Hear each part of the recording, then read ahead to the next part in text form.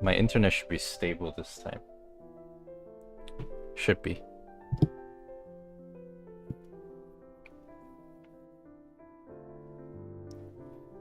Oh hi.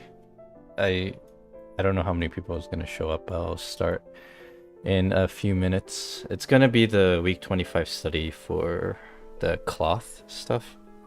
I'm not gonna do the hard study on stream because I'll get stuck.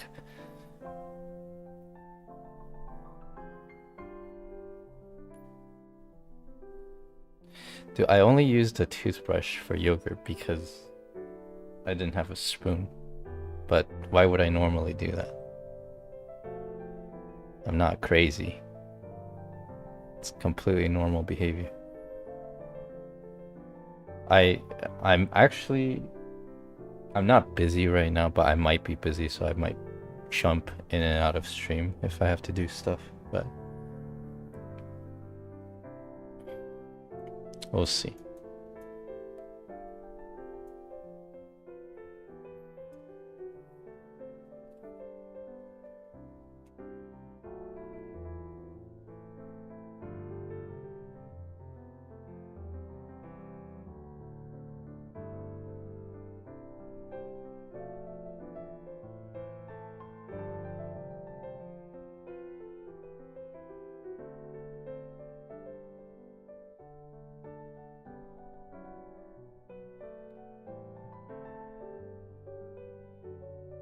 I think most people are working right now. This is Monday in the United States. It's even the East Coast is not done with work yet.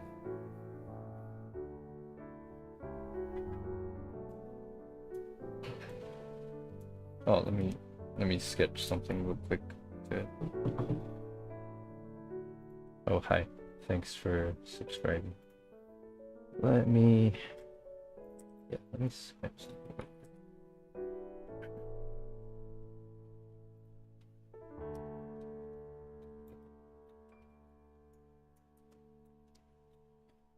I use like very basic brushes. Nothing special. Sometimes I just use a round brush.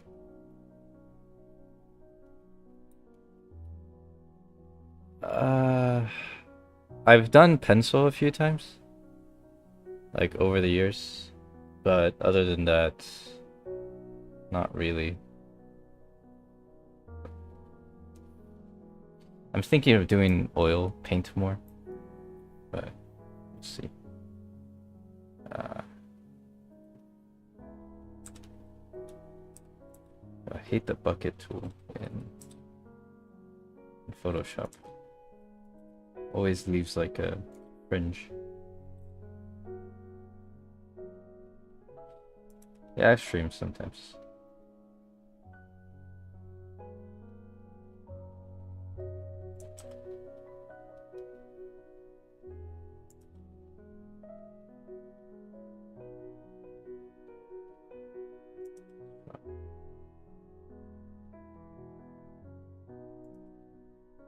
So I have a...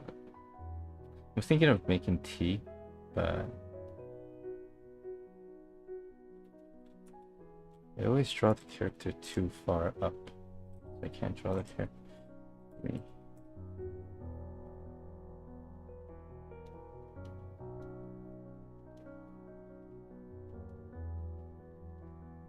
So she'll have a pen.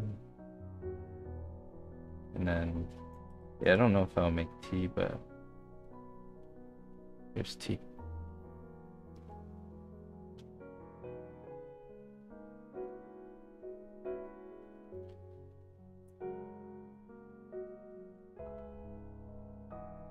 Yeah, I've been doing art for a while.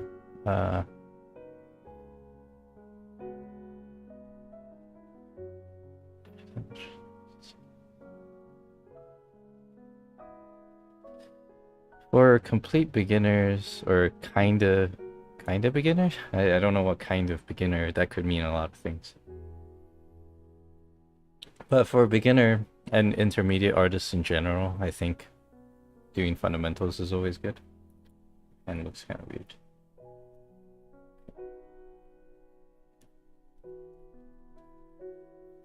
Cool. Uh,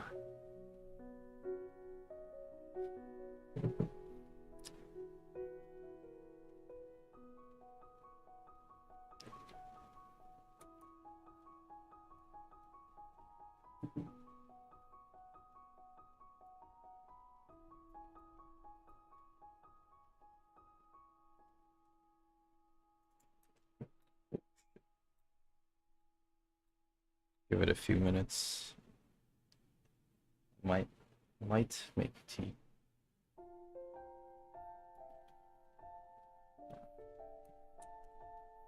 Write the topic today.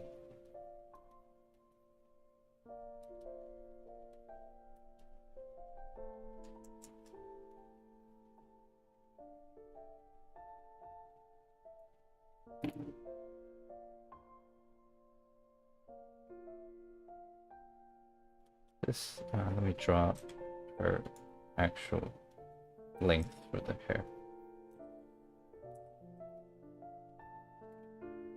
This one is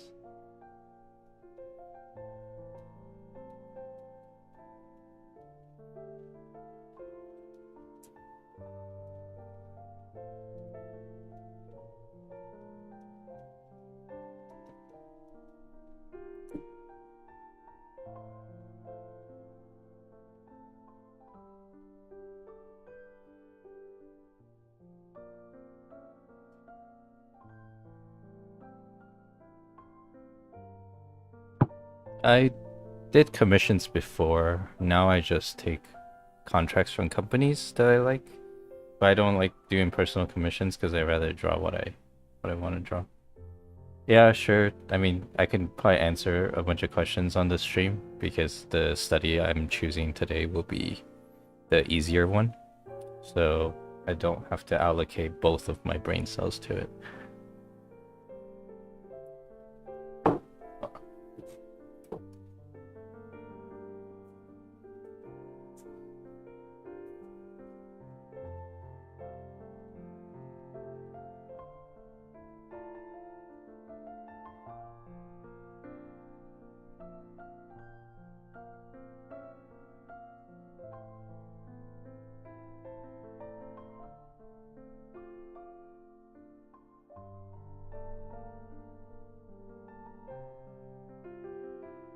Japanese.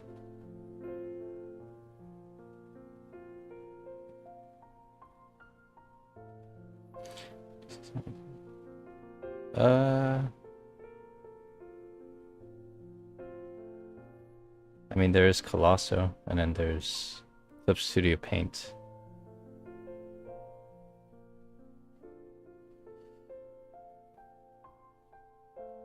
I don't know if I can post links here. Let's see. I don't think I ever get discouraged looking at other people's art. Just usually just makes me want to draw more.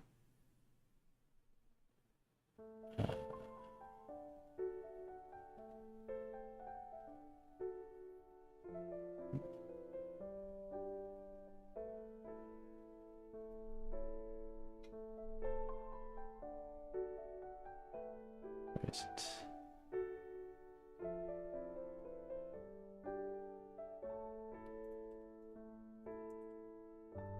This is one of them.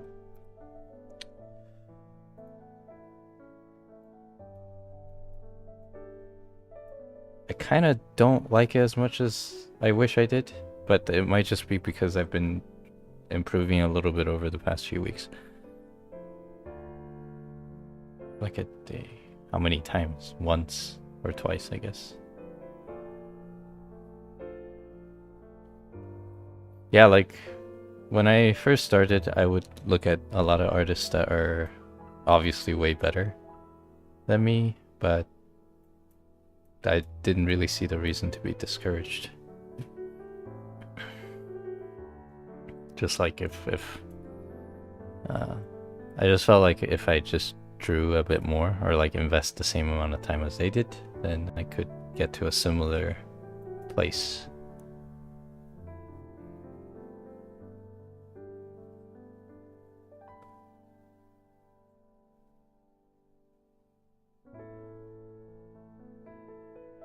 I would say avoid commissions if you're still like if you know you're still learning fundamentals, like you still need more fundamentals to draw what you want to draw.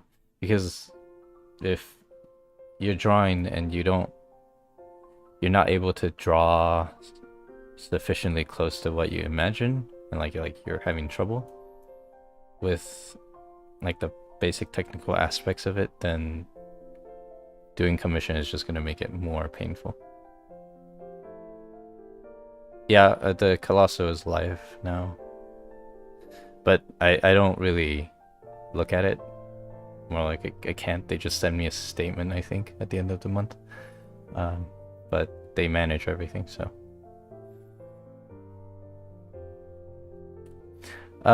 Depends where you are at. So the earlier, I guess also depends on like your goal. If your goal is like improving as much as possible, and you care more about like technical skills like me, then maybe 90-10 or 80-20 between studies and drawing for fun. And then, but I think the more common split is like 50-50. Like you want at least 50% study and then 50% just drawing whatever you like, creative drawing. But I guess the line is you should at least have 50 usually. At least for me, I keep it at least 50. So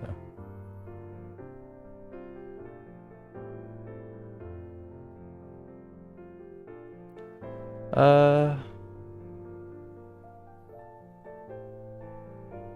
mean, I painted for 16 years, but I think my total study time can be crunched into like 4 years, and like pretty comfortably shoved into 4 years. It's just if you start studying, you wouldn't really have the motivation to just do studies. Like without the first 12 years or 10 years of me fumbling around, I wouldn't know, or I wouldn't get a feel of how important fundamentals really is. So I'm only able to do that much study 12 years in, because my perspective on it is a little bit different now. But if you can start out grinding grinding fundamentals in a really healthy way, that like without maxing out your capacity, then you can probably crunch it in 4 years. I haven't seen many people do it in 4 years. And I don't think I know anybody that's done it in 4 years, because most people, when they go for serious training, they go through art school, but then you have to go through high school, you have to build your portfolio, and then you go through art school to learn the fundamentals, and it's not enough time to finish fundamentals.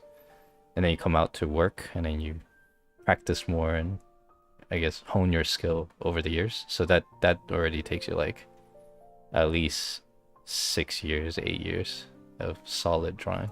So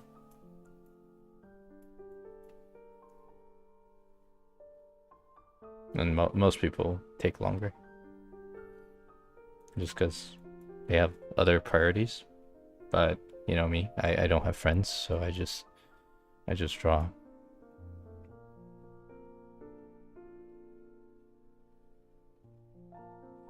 Yeah, I don't know the greatest. I don't think I'm anywhere close to being described like that. But there's a lot of really good painters that stumped 10, 20, 30, 40 years in. And just on pure mileage, I cannot compare.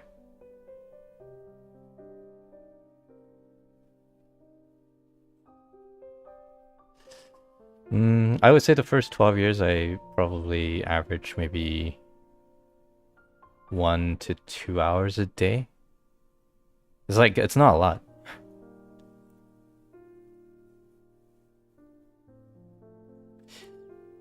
No, you don't get it. I don't go outside. I don't talk to people. I just draw. Right now, my favorite artist is either Danny Lai Lai or K YZK. I don't know how to write that his name. I forgot the characters in Chinese, but I mean 2 hours is plenty, and you can probably, like, if you really shave down on time, you can have more time. Just, you know, I do it sometimes where I just sit there and not do anything for like 30 minutes, or like I browse YouTube for no reason, or like YouTube Shorts or Reels. If you really cut the time and like do it more efficiently, then you can probably easily find like an hour extra. Unless you're like me 2-3 years ago, where I was working like 14-hour days, then yeah, you only have 2 hours.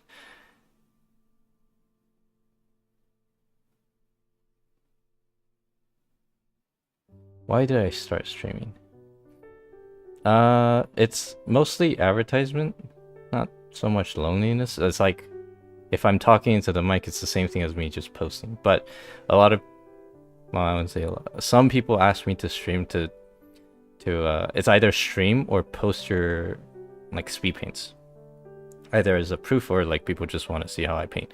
So I figure I start streaming on Twitch, but then I move over to YouTube because I wanted long-term or long-form videos. There are some things that you can do in video that you can't do in a single painting. Like my latest video, for example, it's something I can't really make in a single painting, but I can make fairly easily on YouTube to get a point across. So if you guys watched it already, then maybe you'll know what I mean.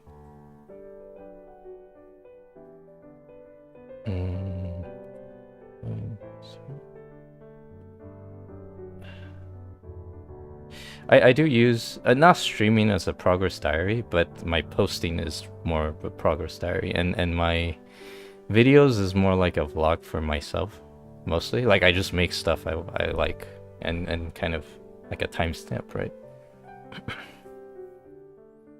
So yeah, I mean, some of them don't really do well reach-wise, but I don't care. I'm not monetizing them anyway, so.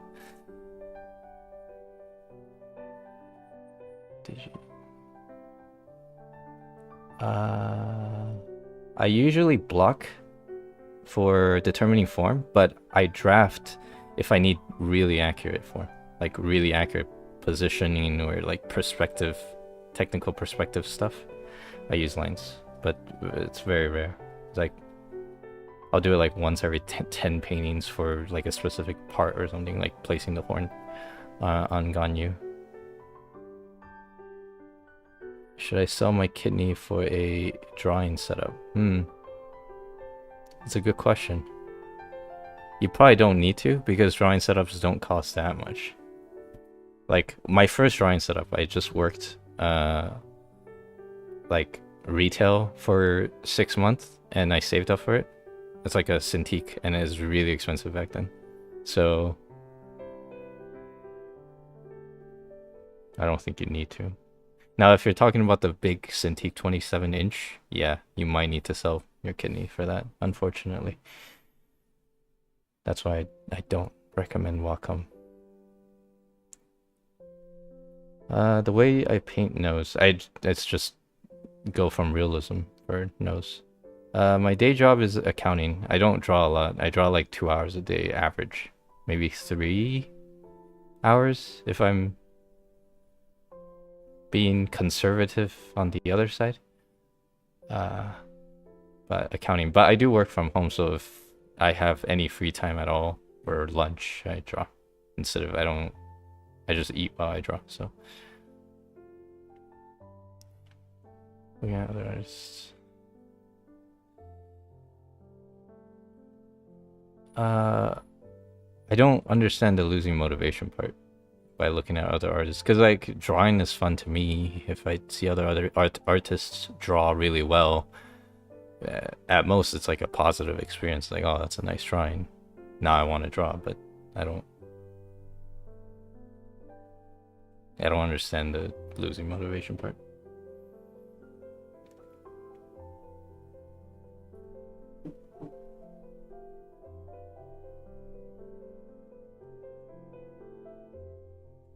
Yeah, every second of drawing counts. Sometimes I mean, back when I had class, I doodled in class, as well. But that was college. It was harder to do that. I leave some uh stream streams up. I'll probably leave most of them up unless I have a pretty good reason to delete them. I also don't like having the streams up because they look super unorganized. They're just like, maybe I'll leave the weekly studies up, but if it's like a random stream, I don't know.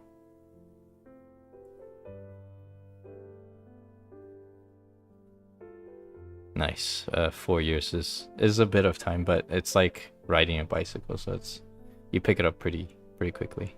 I quit for 1 or 2 years in between as well, and I came back fairly quickly. When did you get it?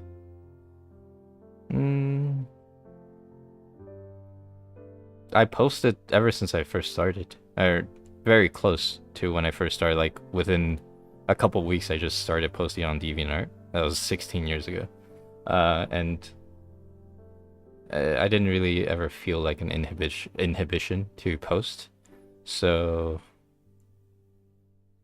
yeah, I don't know. I think social media platform is a little bit different now that like there's more judgmental people. I don't see it on my channels, but that's what I hear. Like you get judged harder.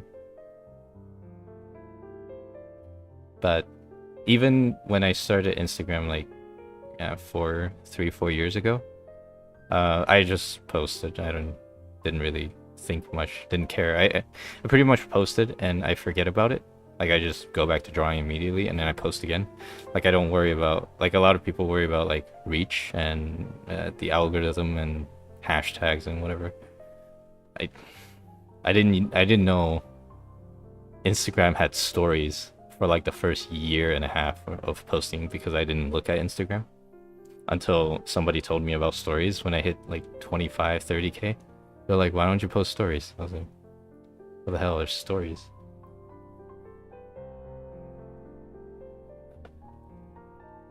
What's your process of making OC? For making OC, I just take the stuff I like and I smash it into one character. Yeah. 20-year-old Wacom tablet. Yeah, those things are built like a tank. The old ones, the Intools, they're called Pros before. The one, I think Gen 1 and 2, they're like gray with like a thick acrylic layer on top. That you can chuck that at somebody and still keep drawing with it. Oh, Michael 5923, you're studying accounting. My condolences.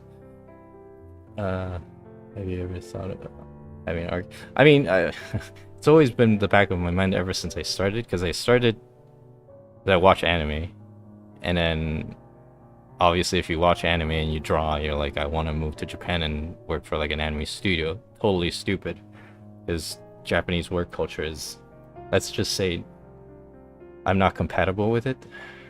So after that, I was just like, oh, I wish I could go to Anime Expo as an artist.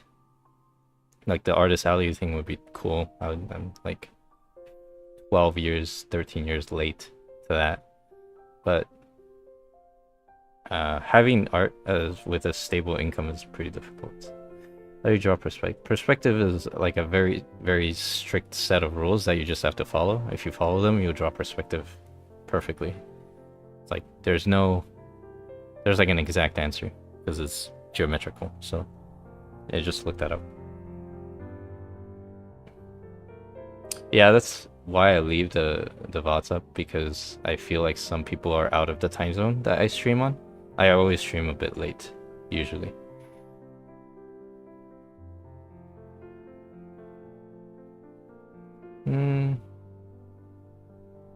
I mean, I could say for motivation, I feel like I can say I'm motivated to draw, but it's like I don't think about it when I start. You just turn on the computer and you draw. I don't really question it. It's something I do. Yeah, I'll start soon. Okay, let me just skim through the questions really quick. I've drawn on my phone. I don't really like it. Screen's too small. I like working with my wrist, and I mean elbow and shoulder.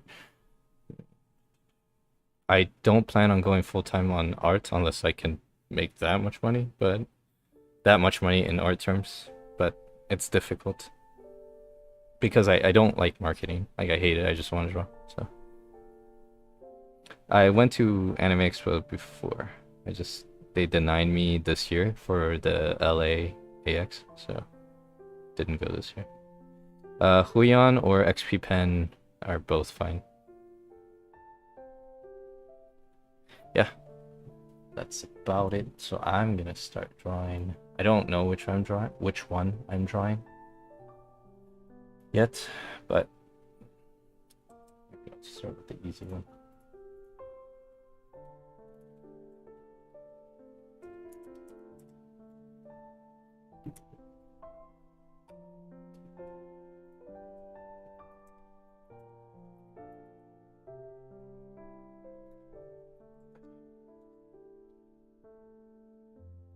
I'm using the Huion Canvas 24 Pro.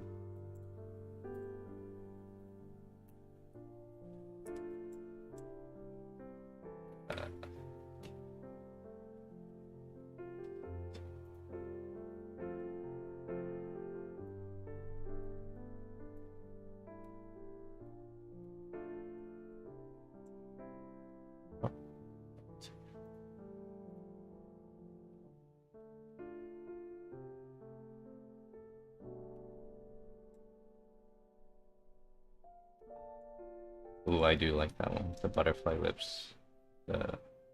But I feel like I could draw that one better. Skill issue. But I'm glad you started on art. Like, I don't want to like recommend art as a career. Then kind of like giving financial advice, but anybody who likes drawing should draw.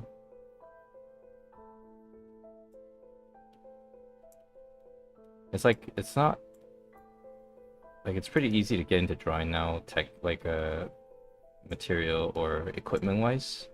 It's like anybody with a tablet can draw these days. Back when I first started, tablets were pretty expensive, so right now I'm just blocking in shapes for the cloth. So I'm drawing cloth right now.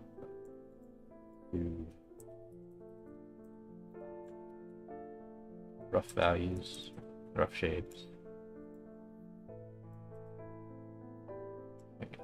Something like this.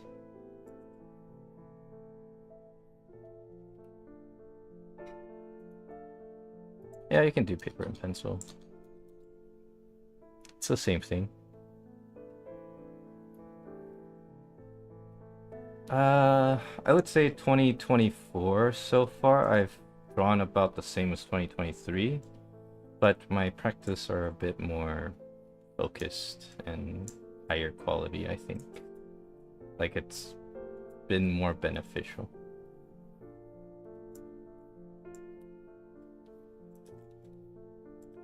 Oh shit. So like I don't know if I'm improving at a linear rate, but I'm improving at some rate. It's not like I'm not stuck anywhere for a long time, at least. I look at reference maybe like 70% of the time.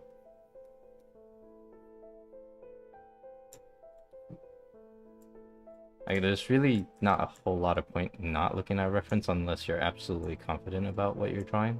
And I'm only absolutely confident about what I'm drawing on some subjects, like certain aspects of a portrait, like of a face, because I have like 1,000 paintings of faces and God knows how many sketches. So, but if I'm unsure about something, I'll usually, like if I'm even a little bit unsure about something, I'll look it up. But there's no point sabotaging myself. Uh, it's the QHD one. Didn't. So, little disclaimer. This video is not sponsored by Huion, but they did give me the tablet like a year and a half ago or a year ago for me to review. So I've been using the tablet ever since, and they only gave me the QHD one, not the 4K one. I sound like I'm complaining, but I'm not. The QHD is great. So I wish they made a 27-inch one because I want a bigger tablet.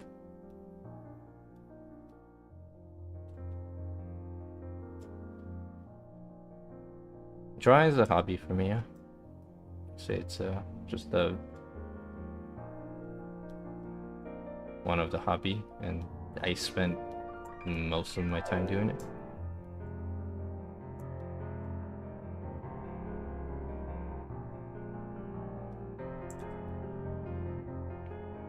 I'm trying to get better at painting, so now it's like once you draw on for a long time, you kind of have certain levels of skill. It gets harder and harder to improve. Like, so I need to put. Usually means I need to put a little bit more time and effort as time goes on. So like in the beginning, I don't have to put that much effort to improve, but now it's like every little bit is kind of difficult.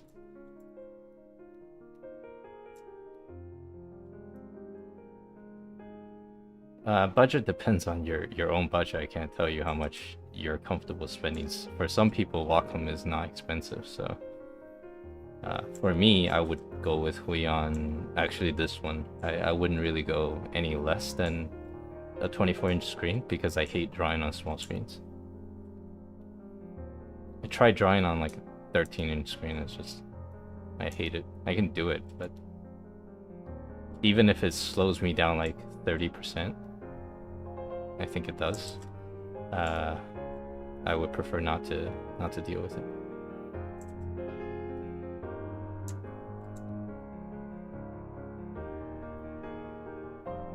Thanks. I don't know how unique my paintings are because I see a few people with like similar techniques, and it's just based heavily on fundamentals. So I imagine a lot of people would draw similarly, but there would be some slight stylistic differences. And really all you need is a little bit of difference. Like I'm not going for the shock factor. There's no like super unique elements. I don't really care for that, so.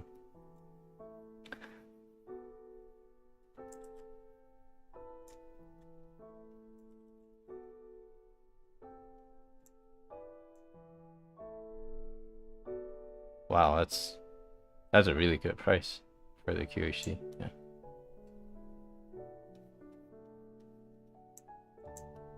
Yeah. I mean, I've used it pretty much every single day for the last year, and it's basically, yeah, performing exactly the same as the day I got it, so I can't really complain about anything there. So I think I mean, aside from, professional in-house artists, I think I draw more than like most hobbyists. So the mileage is definitely good enough for the price. It's holding up fine. Why is the scale wrong on this?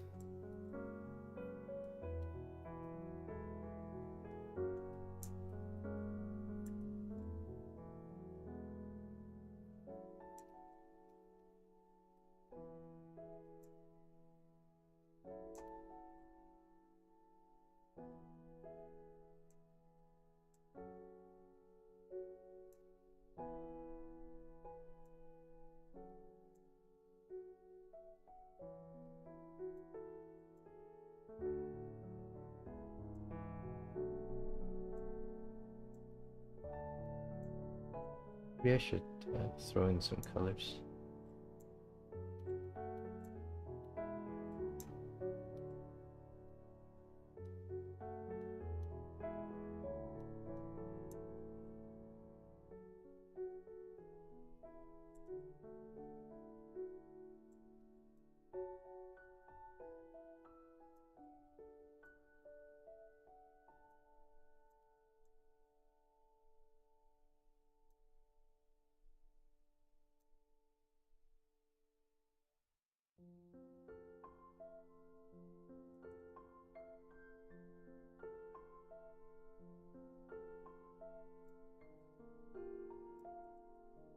I almost never do fan arts now, unless it's like on you, basically, or like, I, mm, guess Robin. I would draw Robin. Like the design has to be something I like.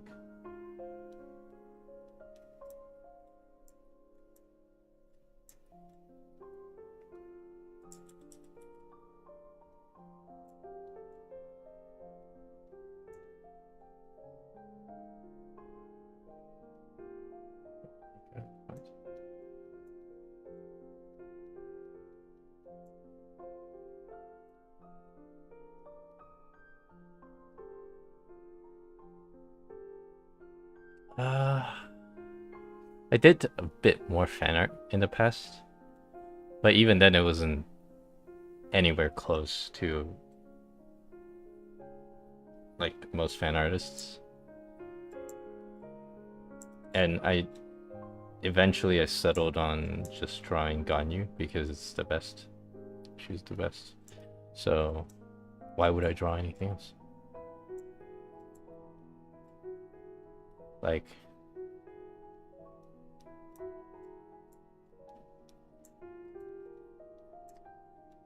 there are some characters I like that I don't draw because I don't think I would do them justice. I mean, I could always practice them, but I just never got to it. Like Christina from Steins Gate, my favorite anime, best anime, of course.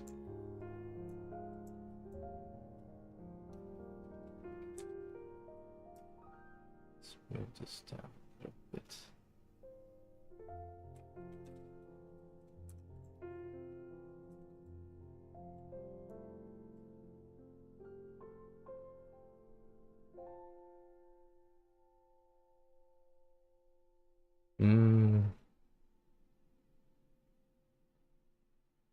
I wouldn't say Ganyu is expendable.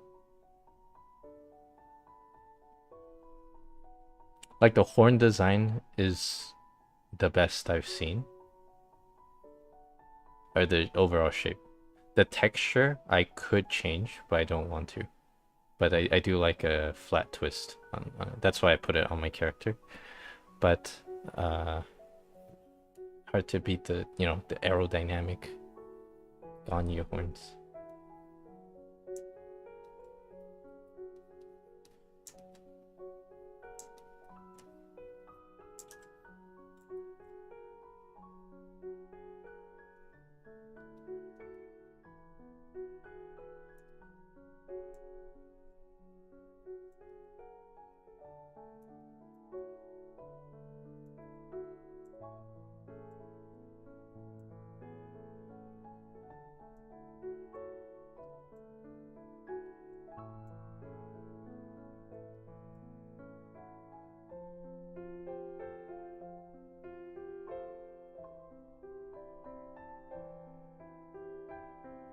Are most of you from Discord or from YouTube?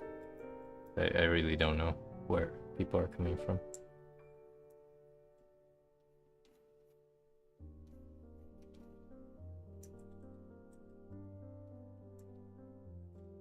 Ooh, that's a good question. Favorite game probably Astroneer.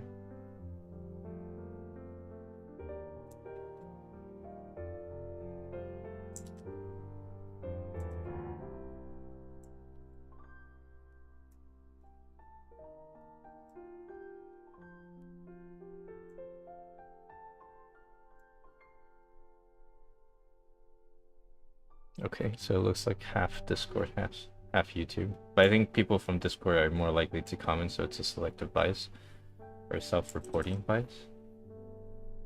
Maybe YouTube has more. I don't know.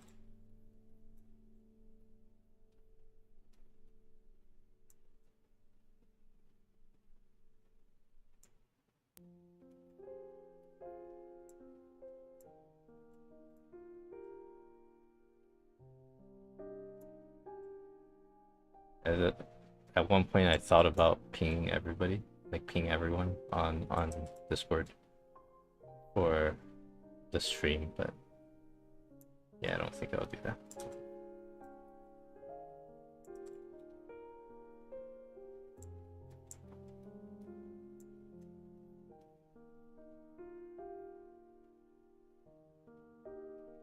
Oh, the channel thing. Yeah. I'm always kind of afraid to use the channel thing because I know it sends a notification. I don't want to like bug people about it.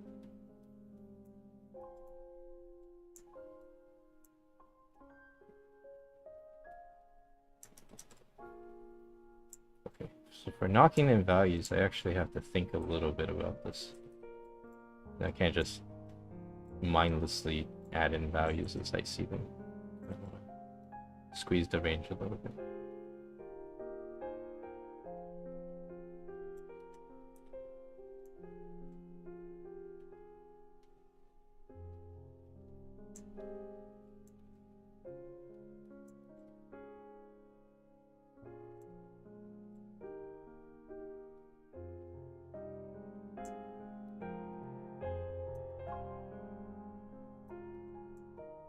I did stream on Twitch, but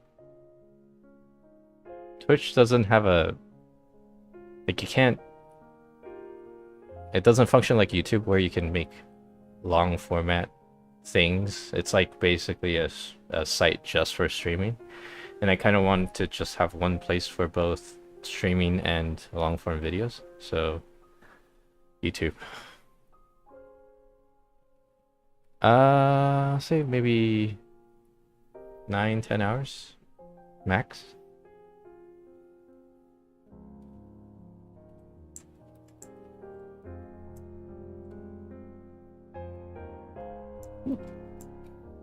But I'm kind of against spending a super long time right now for a single piece because you run into the problem of just like mindlessly rendering instead of like strategically placing things. And once you start doing that, you're limited by what your skill is at right now, like your cap. And if I try to push beyond 8 hours, I would get no benefits out of it. Like, yeah, sure, I could put more details, more and more details, but more details never helps. Like, at a certain point, after a certain point, more details never help a painting.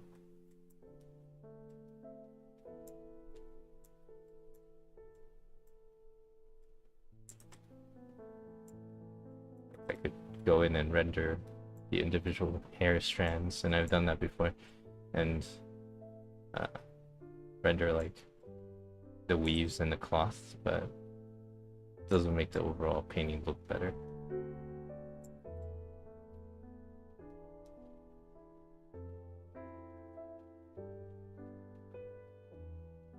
Depends on what you're practicing. So if you're practicing render, you might need to spend a little longer. If you're practicing fundamentals like shapes, you only need to spend like 30 minutes. You're practicing values, maybe, for me at least, like 2 to 3 hours. Colors, maybe 3-4 hours, and then composition is hard to say. Depends on what aspects of composition. So it really depends.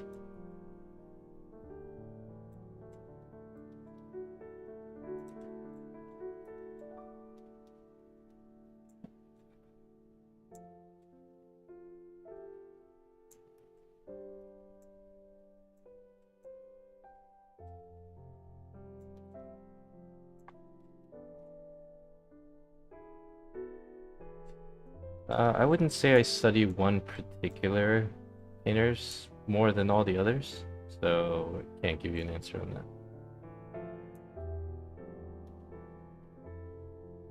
Study photos quite a bit, so. Move somewhere. If I have a lot of money, like I'm just rich, which I'm not, maybe Japan. Like if I don't have to work in Japan, I would like to live in Japan, yes. Maybe Switzerland or Denmark.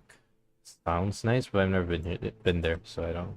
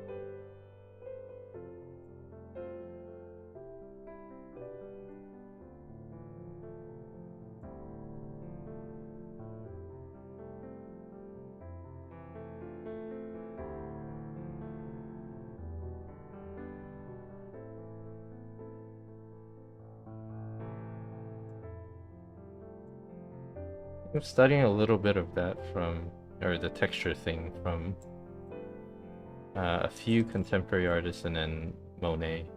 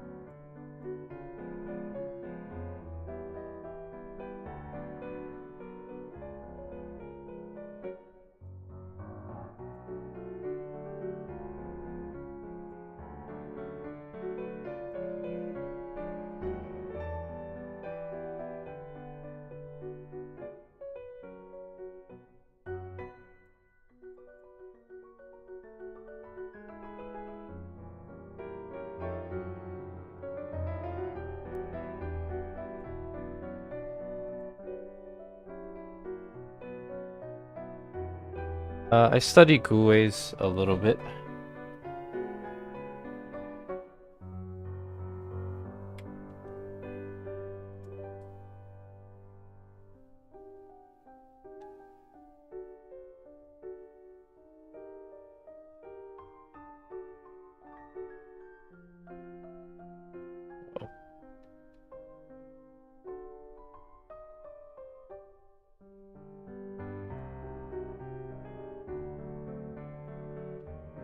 Fell asleep.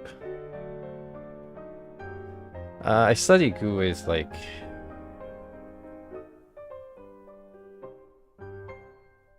3, 4 times. I can show it later. But I haven't studied him recently, I think. Yeah, like last year was the last time. Let me pull it up.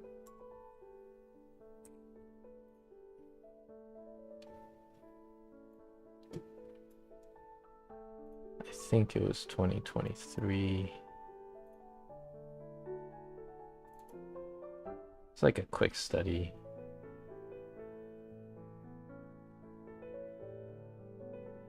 What was it?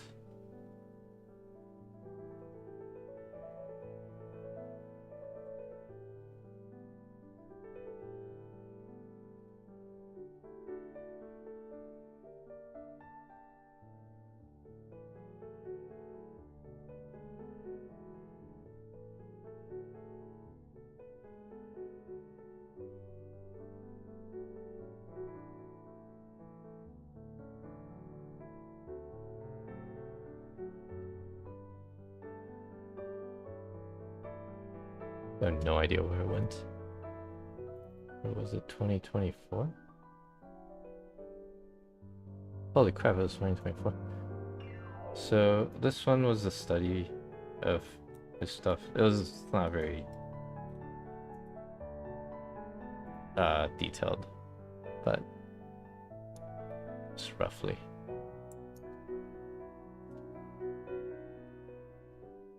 And then I think I did one in 2022, and that was even worse back then.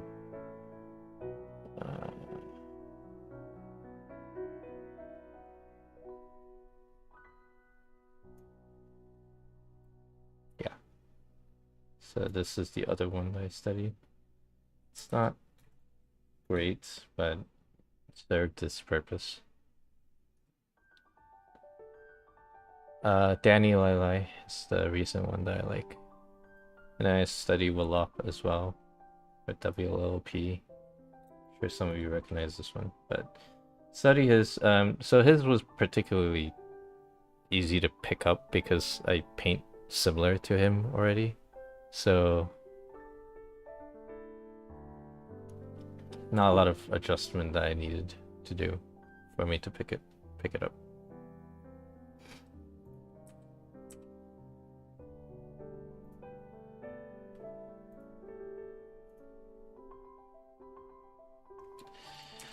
I mean, it's the same as studying every other artist.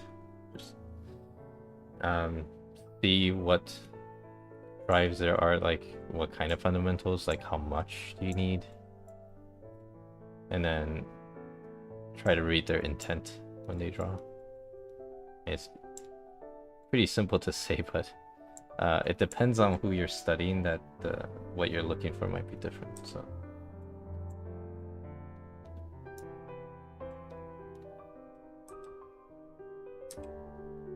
Right now I'm thinking I should pick where the render range is. Color wheel is too small.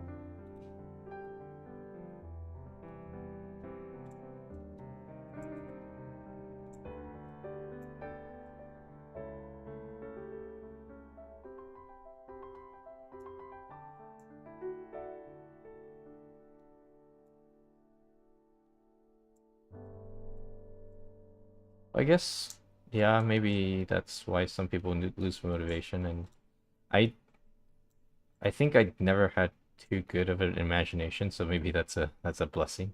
Like really I don't think too much about like, oh, I wish I could draw this or I wish I could draw that. It's just I have a few things like that, but not too many. At least before.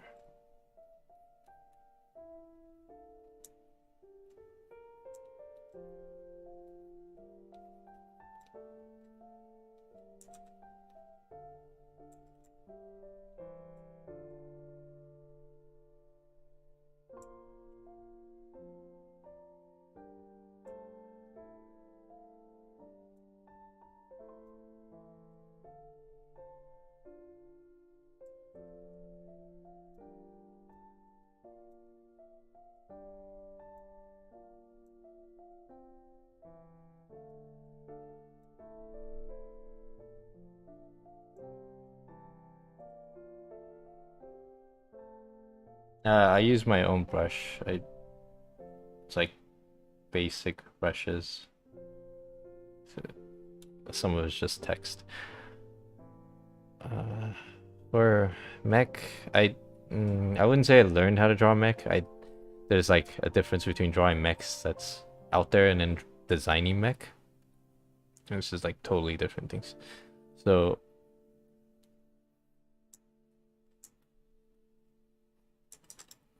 yeah, I'm good at neither of those things because I don't put time into drawing mechs. But they're not technically difficult to do.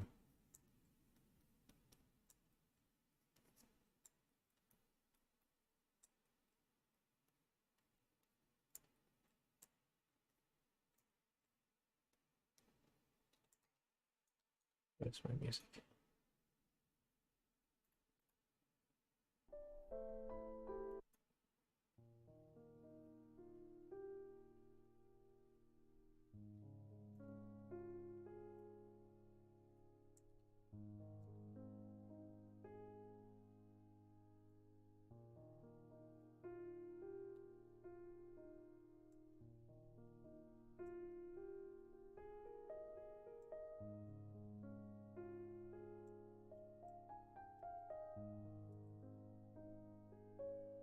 You can actually, I don't think I have it pinned on my Twitter anymore, but I did show my brush on Twitter briefly. Or pinned it briefly.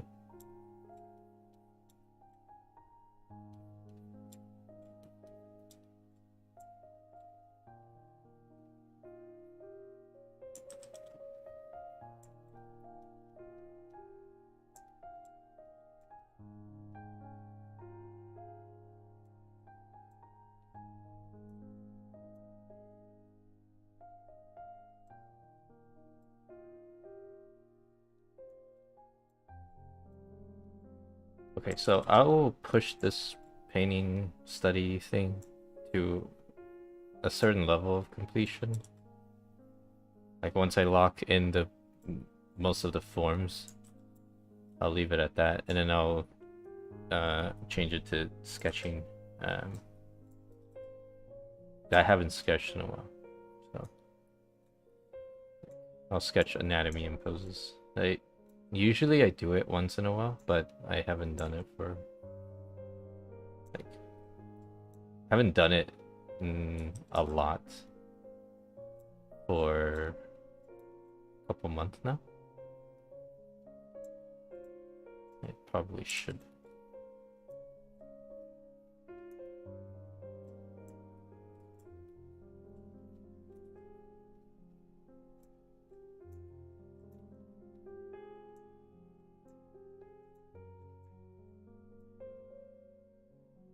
Yeah. And I think it would be easier for you guys to ask questions if I'm doing anatomy and poses, because I think most people are more interested in that than random cloth laying on the surface. Medieval mica. Yeah, I mean, that does sound like a interesting. It's almost like, I guess it's like a change in materials, and then you have to think of what kind of mechanical designs are in medieval eras, and then kind of migrate that to how they would build a mech. It's a pretty interesting exercise, but it requires a lot of technical skills. Is there a ranking of importance? Ranking of importance, kind of. Shapes and values are probably top two. You can't really build much unless you have shapes and values. You can paint a picture with no values and just use color, but most likely you wouldn't understand how that works unless you learn value first. So the color wheel is big because, okay, think of it like this. If you paint in real life, you have a palette and you mix colors. I assume watercolor is similar. You mix colors and you kind of like have a gradient on your palette, and then you pick the part of the gradient that you want. Now imagine how big that palette is in real life. So it's easy for you to pick colors in real life, but why wouldn't you do the same on digital, where you can see an entire gradient, like an entire palette on a big screen, so you can like choose accurate colors on your palette instead of having like, you know, like having a tiny, like, yeah, you can still choose colors, but then now you have to be more accurate, like more accurate with your clicking, and then there's like pixelization, so why make it harder?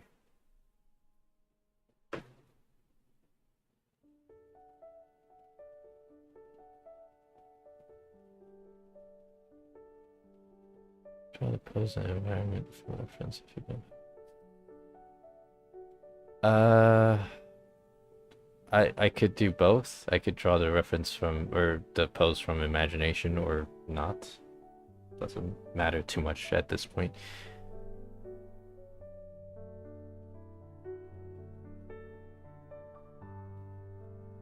Yeah, but the point is, yes, you can work with a smaller palette, but if you have a bigger palette, you can choose much more precisely. So if I let's say here, I choose this color, and I know the cloth next to it is like not as dark as this one, and let's assume I'm using a solid brush. I would just go up a little bit, like just a tiny bit, and I'll use that.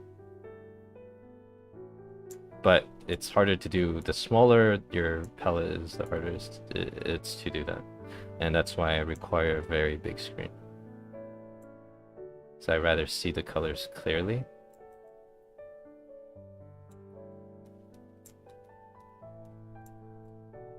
Than to, you know, guess what I'm clicking on.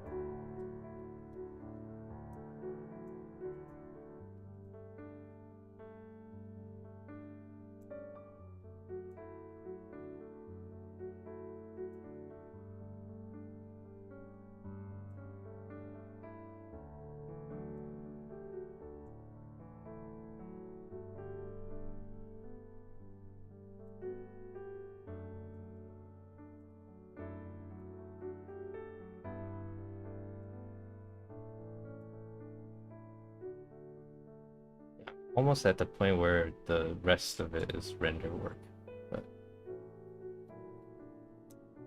push it a little bit more.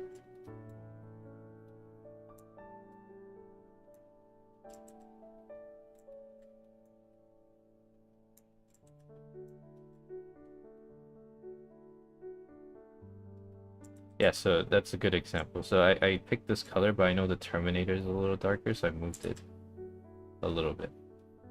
I just needed that little tiny change.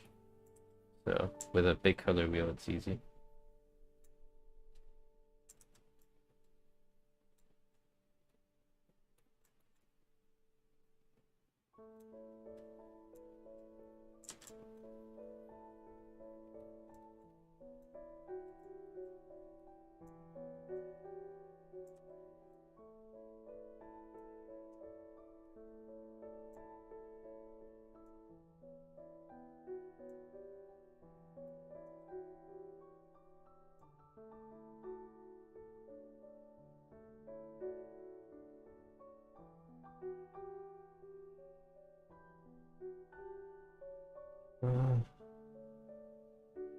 Yeah, I try not to zoom in too much and look at the big picture. You ever get confused about besides doing oil painting?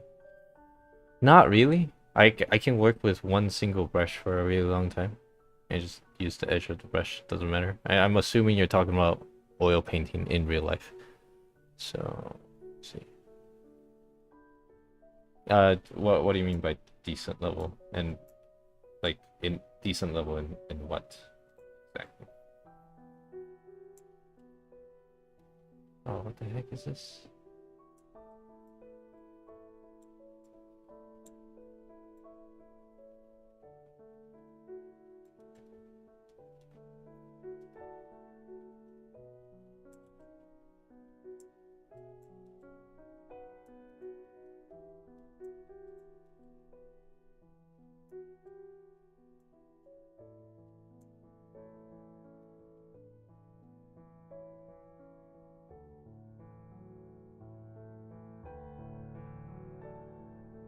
I did not read Look Back, but I will watch the movie.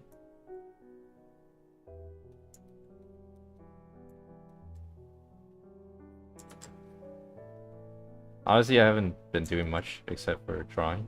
So yeah, I haven't gone to the gym for a while because I feel like I'm improving at a pretty decent pace and I don't want to stop right now. Because I'm figuring out things to improve and I can act on it. So I'd rather do this than anything else at the moment. And then if I get stuck for art, then I'll go to the gym and I don't know, receive pain.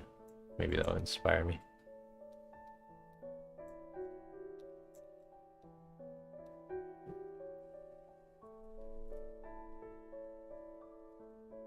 It is indeed Monday.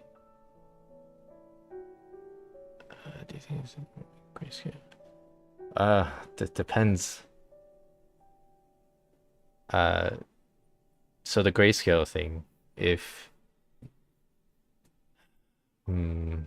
I think in general it's easier to go from grayscale to color for the like for most people. But I find it to be the opposite because there's limitations on grayscaling. Or grayscale to color. If you grayscale, you're locking in the values and you're not letting the colors do the work. So with color, you can actually replace some of the value, like value contrasts that you can have. You can change it out with hue and saturation contrast. This doesn't matter to most people, so that's why it's a non-issue. But you will notice this a bit more if you paint in with like oil and stuff, because you can't change from color to or grayscale to color, and you will have to learn how to work with the color, like hue variations and stuff. Whereas values you're isolating, but and it's good practice, but there's limitations if you just keep doing that without changing. What the hell? This is so weird. Okay.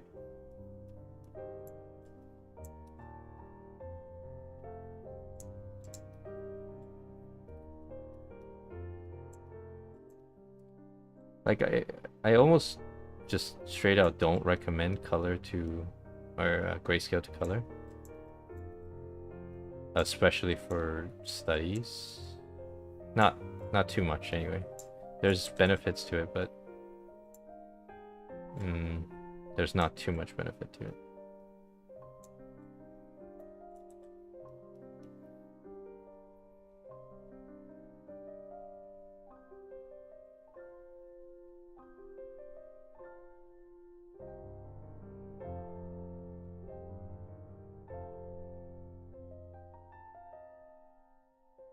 I improved more in the past 4 or 5 years than the first 10 years. So yeah, definitely.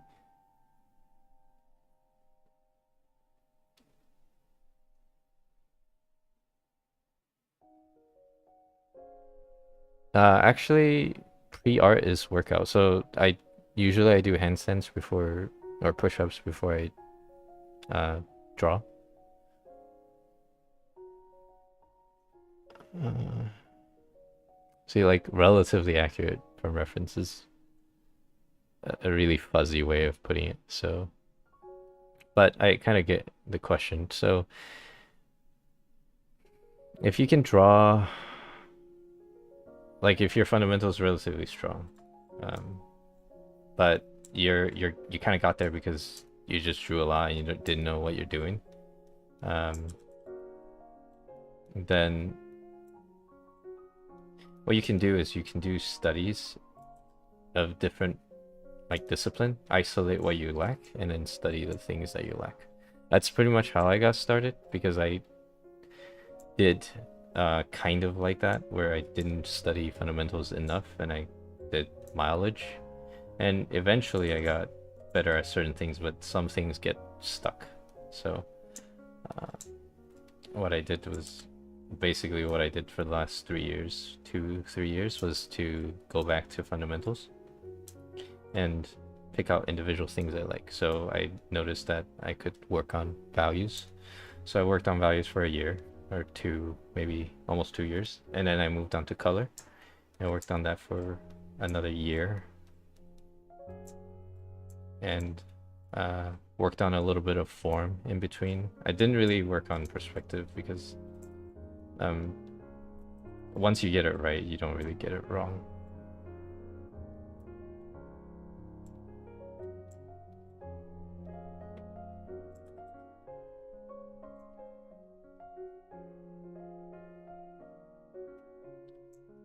Basically rendering.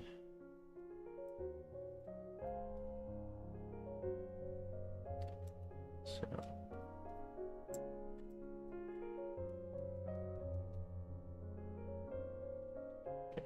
I'll knock out the bottom left a little. I didn't even save. It's been 45 minutes.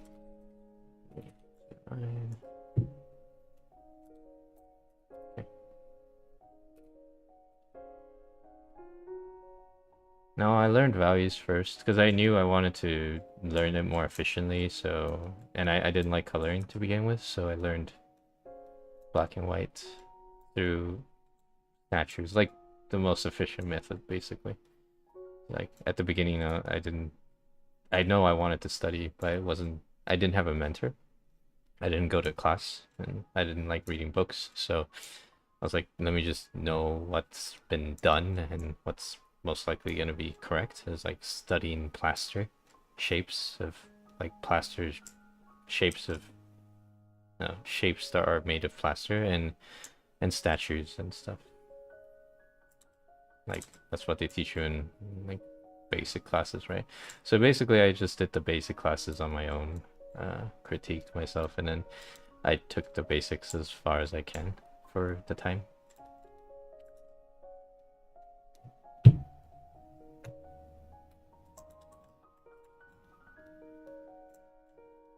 Like we all know it's definitely right. Like if you go to an art school and you said, or you go to anybody who's like reputable at all, and you said, oh, should I improve my skill or perception or work, like on values, there's probably not a single person that's gonna say that's a bad idea. So if they say that's a bad idea, then either you're a really special case, like your style is just way out there, or they have no idea what they're talking about. So that's where I started. It's like, this is like 99% chance this is right. So we'll work from that.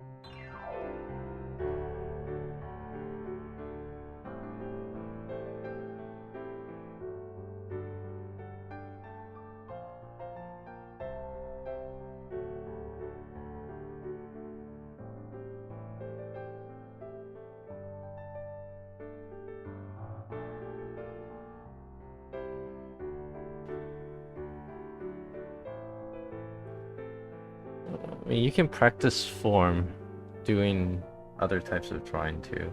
It's not like you just have to draw boxes and spheres, or whatever. Uh, like there's a lot of variation, for example, in statues.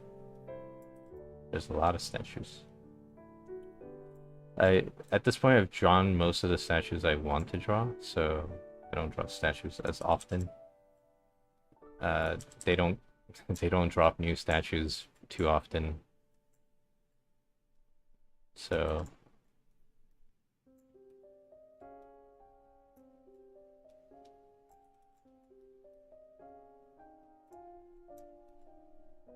I might have to find some less known statues to draw. But I did try to keep an eye out. I haven't found any I like.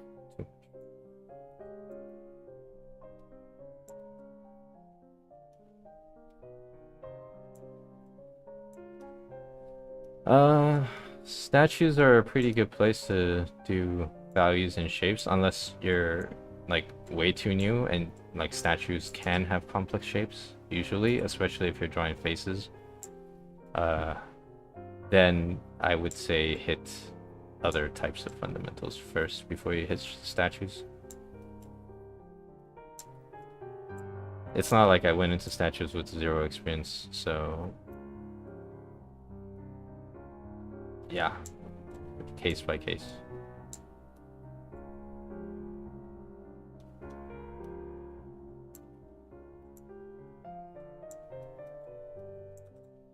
So I'll cut this study off in a not too long from now, but I'll finish this on the Discord voice, like the VC, later on.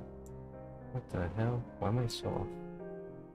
Okay, let's reblock this. Sometimes I'm just way too off.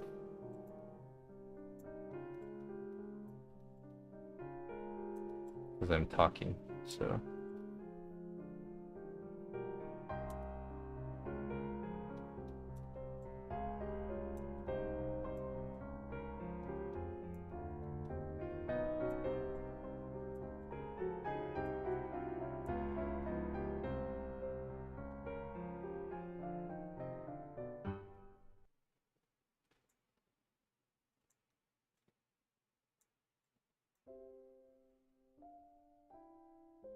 Yeah, if most of you are from YouTube, I don't think you've seen me sketch before. I haven't sketched in a long time. That might be interesting for you guys. I hope.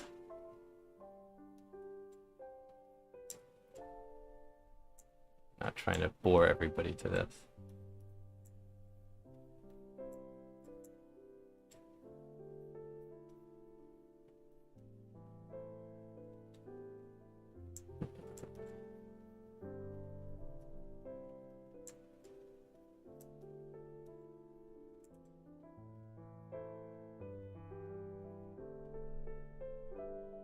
Yeah, Taiki's insane. It's gonna be a little bit time consuming to study him.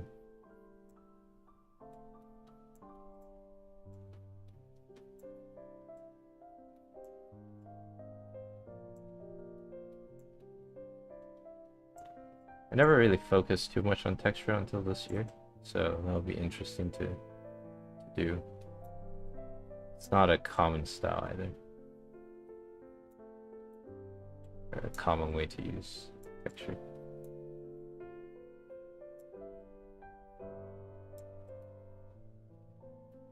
Oh.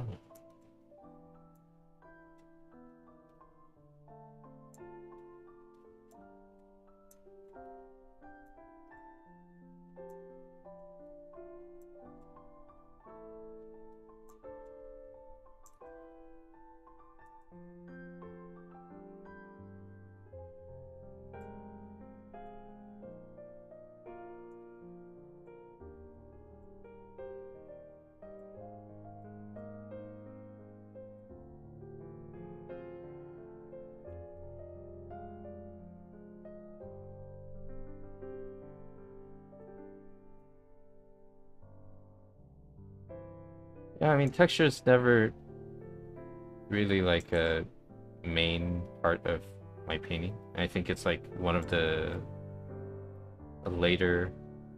I don't know if it's considered fundamental. I think it is, but it's like one of the later things. Like if you don't get everything else down, there's no reason to slap textures on your stuff. So I never really touched it too much. Like I'll leave paintbrush textures just because it looks nice, but the form is still what I'm focusing on. But I never purposely draw in textures too much before this year. Because I'm just like, yeah, so I'm not really ready for that yet. But now I think maybe I can benefit from it. Like maybe I have enough fundamentals to do it effectively. So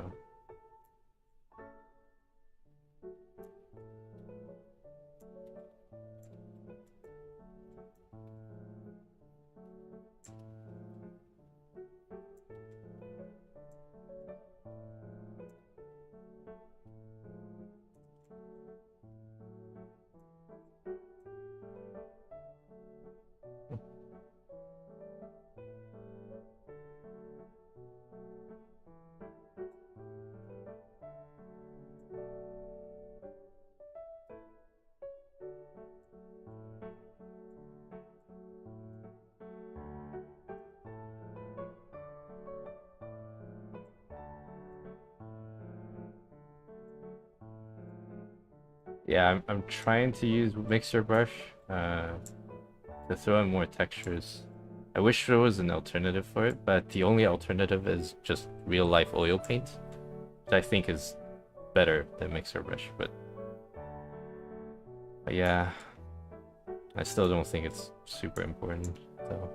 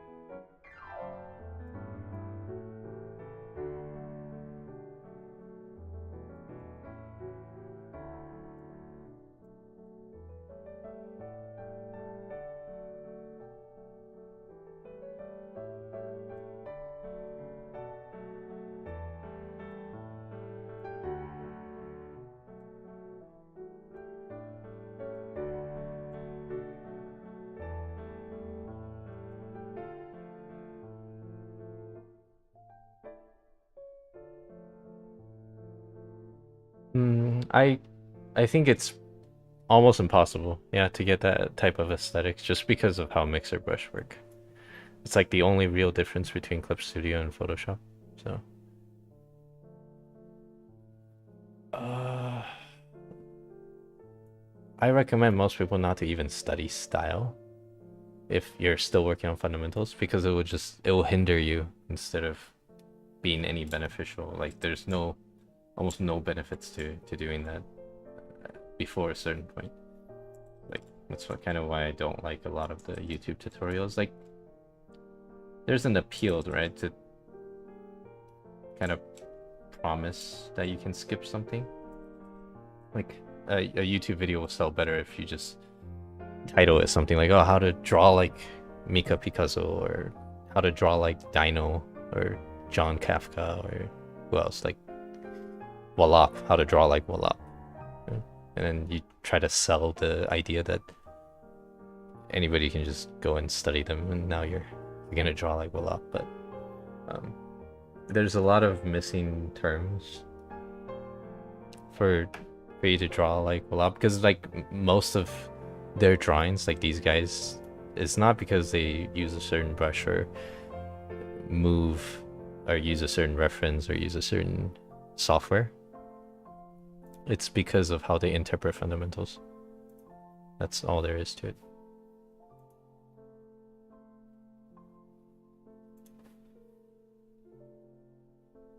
So is it better to study a specific artist? Usually no, it's better to study photos. You can pick an artist that's more grounded in realism, or like older artists that, you know, their only limitation or their only stylization is the fact that they don't have the tools to get more realistic. So like John Singer Sargent or maybe Leyendecker were pretty good ones. I'm sure there are a few more, but yeah, those are good. Or like there's a lot of artists that I don't even know the name of, and they do like great realism. They do simplifications that are pretty faithful to like how you see things in real life. But at that point, just study photos and instead of how other artists interpret them.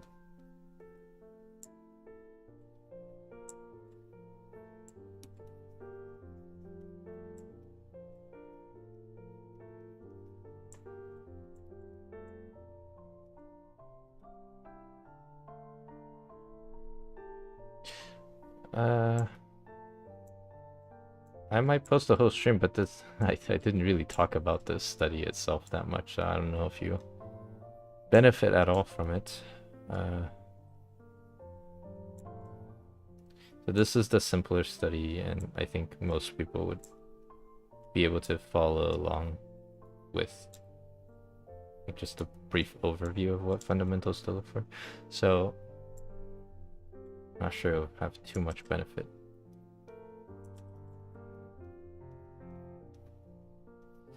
Eventually I'll make a video about studying, but I need to think of a way to not make it too long.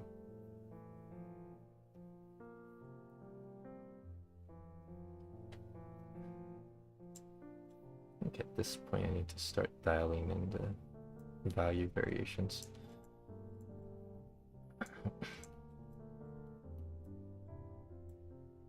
Ooh.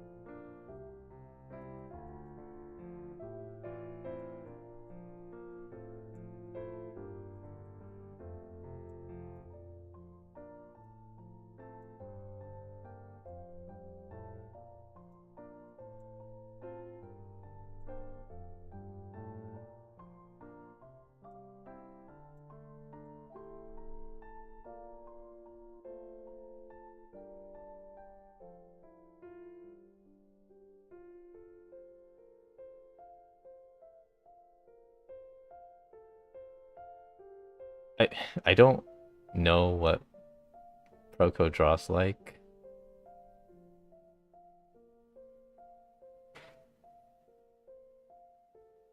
Like I've seen his stuff a few times, but I didn't really go analyze what he draws like. I mean, some of the stuff that he says is, as far as I saw, was pretty solid and like, at least from what I feel is like very classical way of training.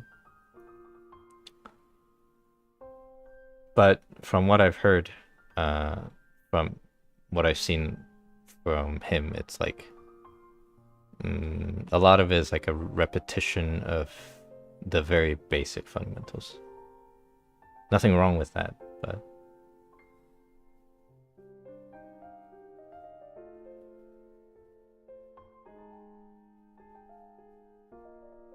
I'll have to look at his stuff more to give my thoughts on it.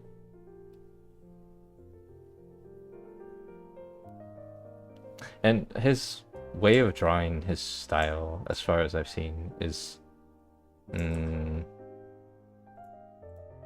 like very formulaic, like classically trained. Like you see a lot of these guys come out of, I guess, traditional ateliers, and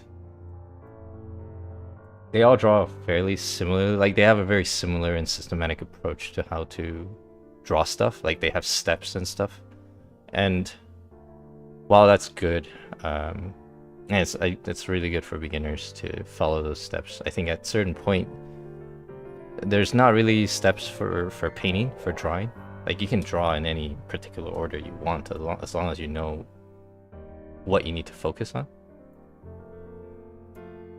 It's gonna be a very lengthy topic for me to talk about, but I'll think about if I want to have that as a stream discussion for like a separate stream or something.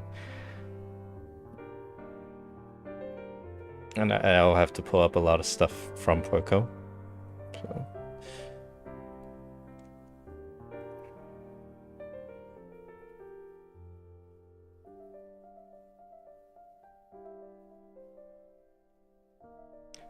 I think the understanding of light is, you can eventually build an intuition to it, but the rules are pretty simple.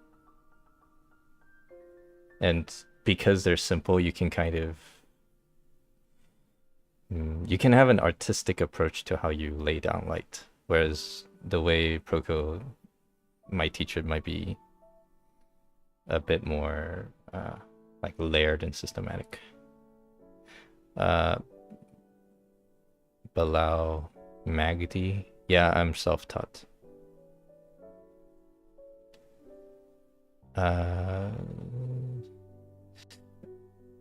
Fluka Lucas is, are you using Clip Studio? Yeah, you are.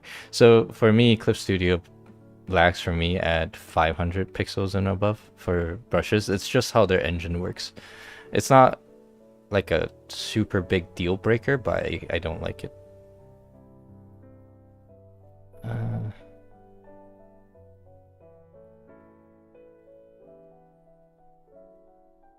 Yeah, I don't know if Proko would never be able to draw anime. I don't think that's his focus. I don't think he's interested in it.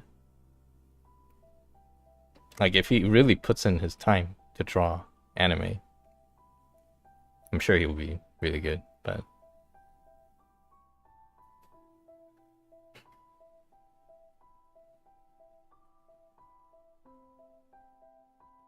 I don't know what Xcal art is.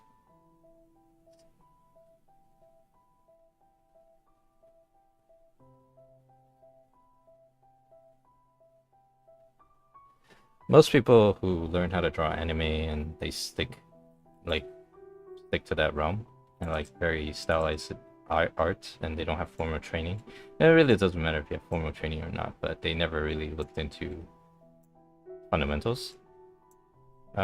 It's kind of easy to tell, but because the stylization can be so heavy, you don't need strong, like very solid fundamentals for a piece of art to look good.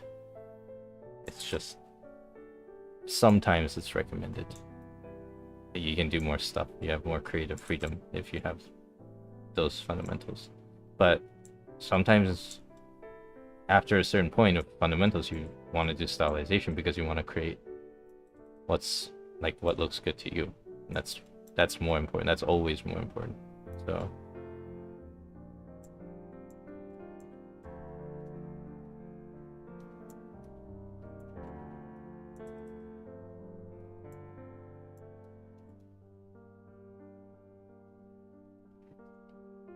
I use a display tablet. It's a screen tablet. So I see what I draw. Like my pen goes on top of it.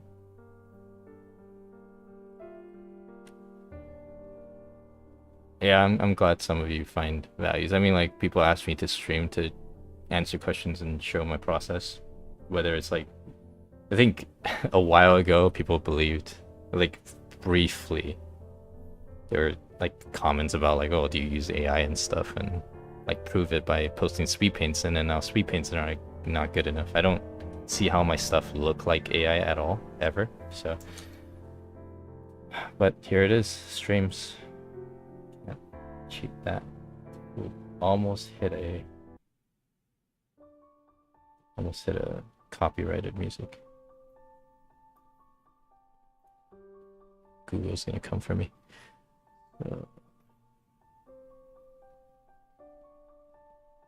How much of bark plate sequence? See, I didn't know bark for a long time, but the way that I draw was bark. Like if you go into any still life drawing class, it will teach you how to measure. Like you just hold up your pencil and you kind of just measure it with lines and you line things up. So bark teaches the same thing, just with plumb lines and slopes and stuff. So I've always done that because I like graphing. So I don't know how much bark I really did, but I would say don't do too many bark plates because they look kind of boring. So draw whatever you like, use references, and then bark those references. I'm using bark as a verb, but yeah, I think you get what I mean.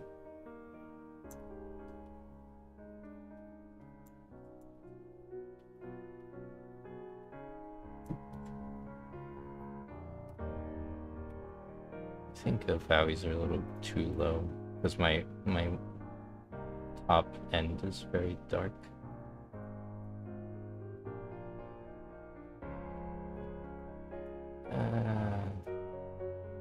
Maybe that's a little better. Yeah, I'm gonna have to adjust like the value ranges a little bit, or just use different value ranges.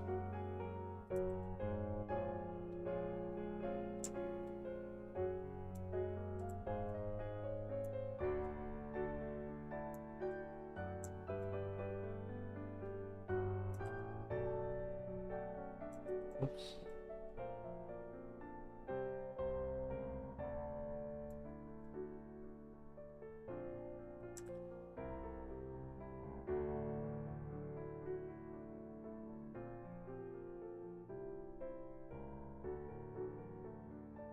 So I studied statues, and then not long after that, I started drawing fan art with statues, and it's just a way of making it fun for me because I like drawing Ganyu and other characters as statues, and you do practice a little bit of important things when you do that. But even if I didn't, I would be fine just studying hundreds of statues. So to each their own, I guess. I like the ergonomics of big screens, but mostly it's because I draw with my pivoting my elbow a lot or my shoulder sometimes, and it's not really big enough for me to use shoulders all the time. But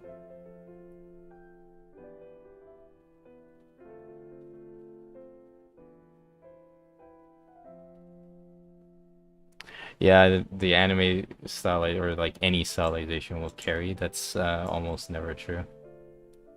Like style can get you somewhere, but it will only take you so far if your shape is off or if your lighting is not what you want it to be. Like you can't even if you can't even draw what you picture in your head or draw something that looks good to yourself, then no amount of brushes and stylization is gonna save you there.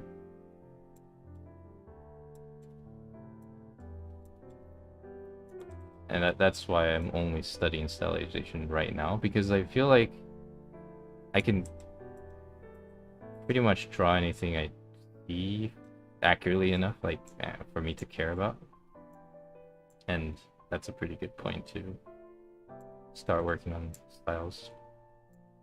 Like I have the mental capacity now to work on styles instead of worrying about like is my lighting correct? Like that's never really a big concern anymore.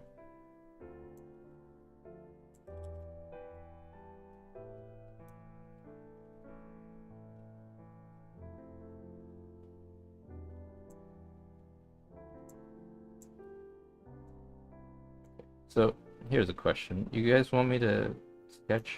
Like you guys want to see me sketch or see me work on this study? Like I'm just painting details. But sketches would be like anatomy stuff or posing or specific anatomies. I don't know. I can make a pool, right? Hold on. Yeah. Finally get to use it. Hold on.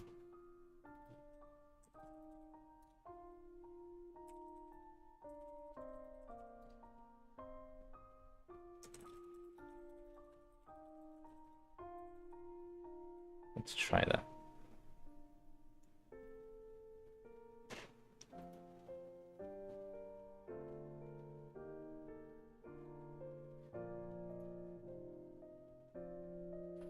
Issue with nose and shoulders. I think 24 inches is too small for my liking. Like they don't make 32-inch screens right now, but man, I would love a 32-inch 4K monitor for drawing, like a tablet like that. And I would want OLED because the colors are like the range of colors wider. I used to not care about that stuff until I started coloring, then I cared a lot. So yeah, color OLED, please.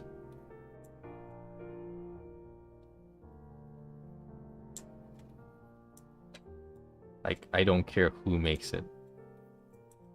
If it's like reasonably affordable, I'll buy it.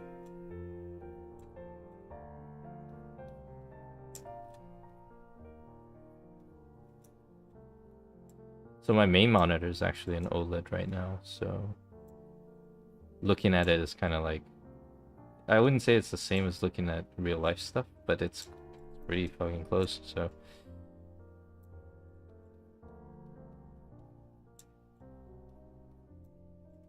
I would like one of those, please, for drawing tablets. I think technologically there might be an issue to make them.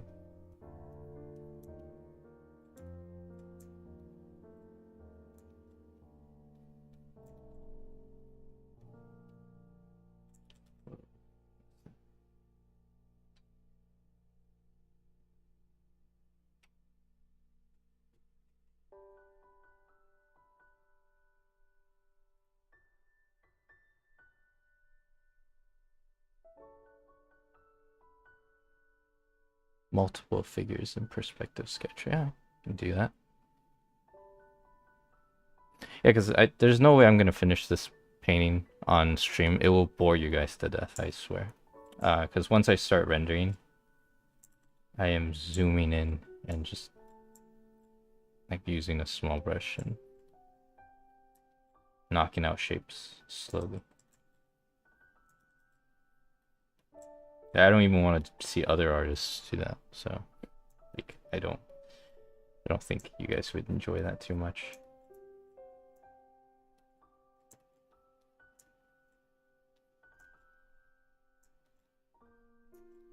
This painting probably still has another good hour and a half in it. Like right now it's like about an hour in with some pauses, but if I were to draw in silence it would be a little faster, so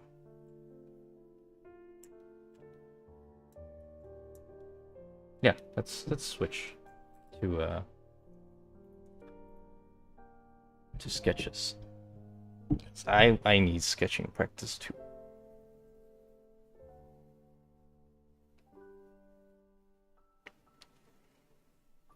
Yeah, I might change the study itself a little bit, but I wanted more completion before I do that. I want to get more out of the study before I start playing around with it.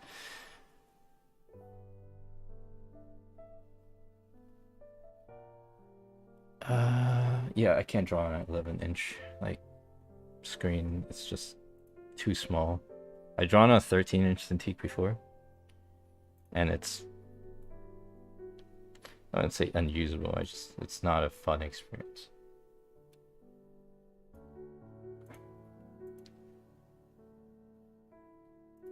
All right, let's do some sketching. Oh wait, I like sketching on Clip Studio.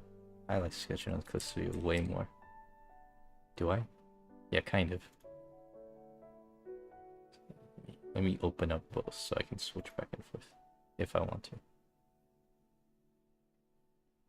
Yeah, let's do some sketches. Sketches are fun, but they're also like, it's like, it just feels like I'm playing around. I almost feel bad for doing that. I know I shouldn't. But... Okay, so the wheel on this is too big, but since we're gonna do sketches, the wheel doesn't matter as much. So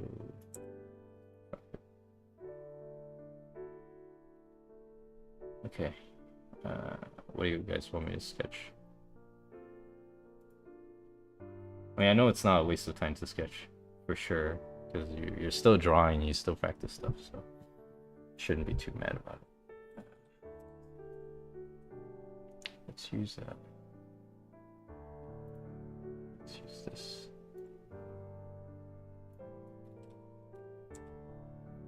Yeah, let's just sketch with a hard line. Yeah, that's more fun.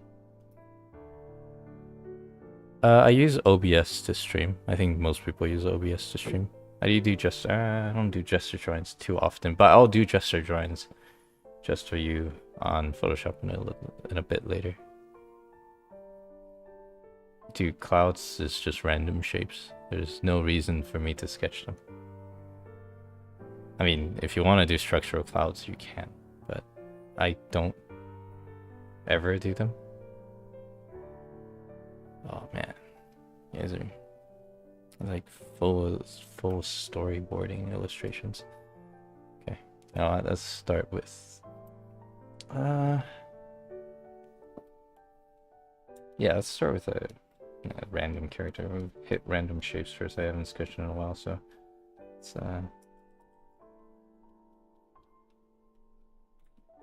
let's see where this goes.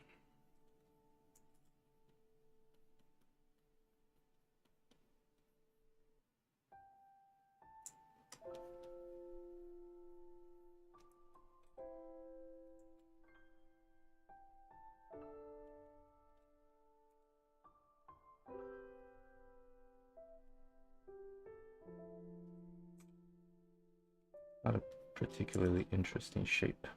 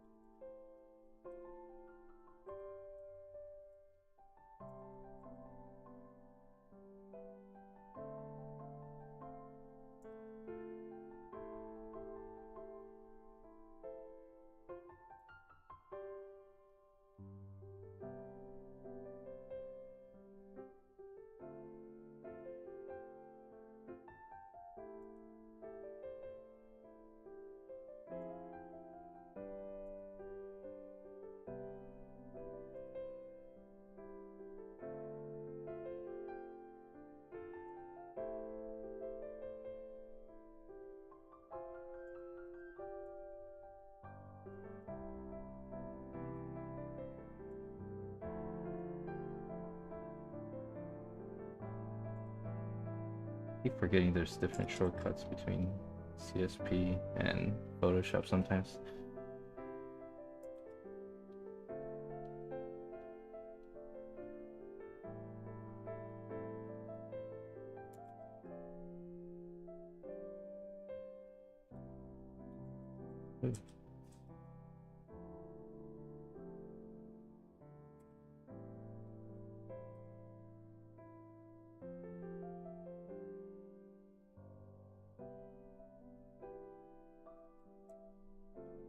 Turned a little bit too much, but that's okay. It's just a sketch.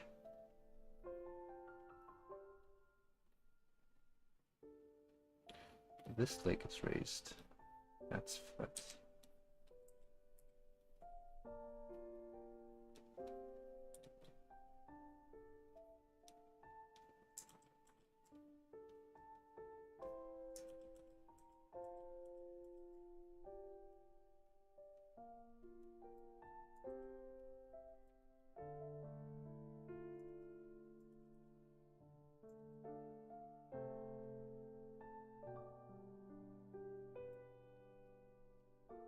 No, not really using, well, not really not using reference right now.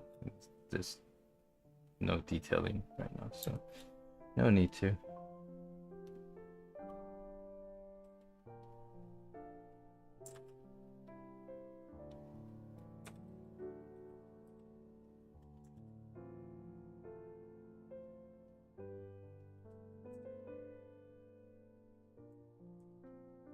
Here. Here.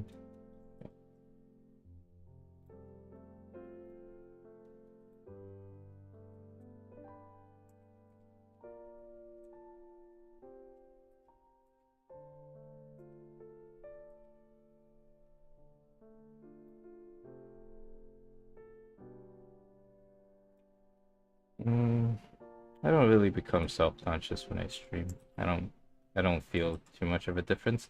It does slow me down a little bit because I answer questions and read chat, and that's unavoidable. So that's the only real difference, I think. Okay. Oh, where'd the other go? Where'd the other leg go?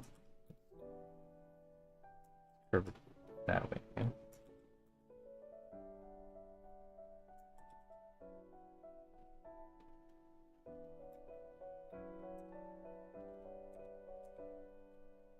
I think this leg is a bit too small.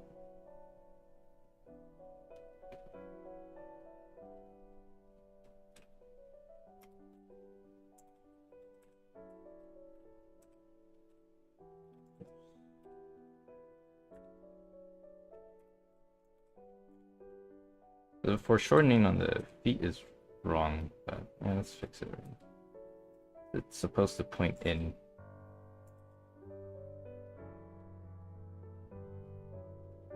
Kind of like that. It's always harder to draw the arch of the feet on the outside for me. It's like the bump is a bit more complicated than the inside.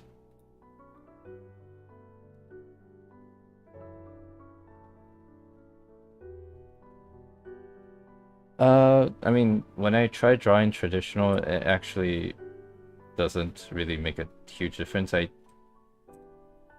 try to not zoom in anyway, so zooming in and out doesn't affect me that much.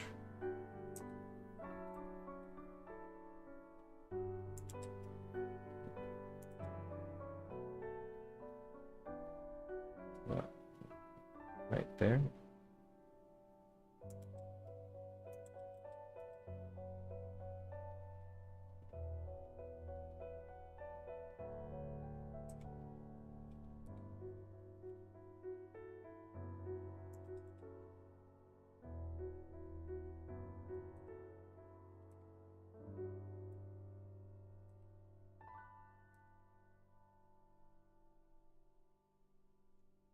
Zooming is kind of a bad habit if you do it too much, like you zoom in and you move around, unless you're on the rendering stage. Yes, I've used digital art pads before just without screen. Sometimes I use it if I don't have a choice, but the difference is not insane, but a 4-hour drawing might take me 6 hours, and like I wouldn't choose it. I wouldn't choose to do that. So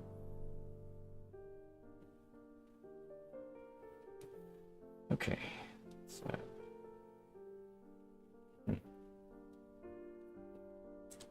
let's have more completion on the sketch a little bit. Let's give her some shoes to make this étonnant.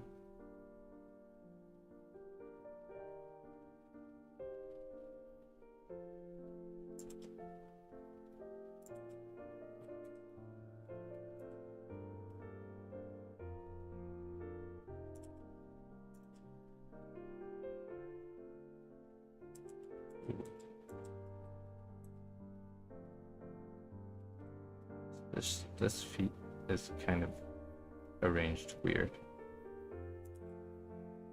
The angle is a bit weird. So things like this I might grab reference, I'm not sure. Let's make sure the silhouette is correct. Yeah, we can keep it like that.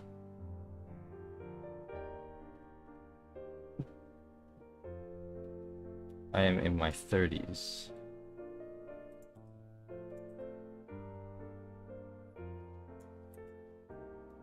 I started drawing pretty late compared to a lot of people.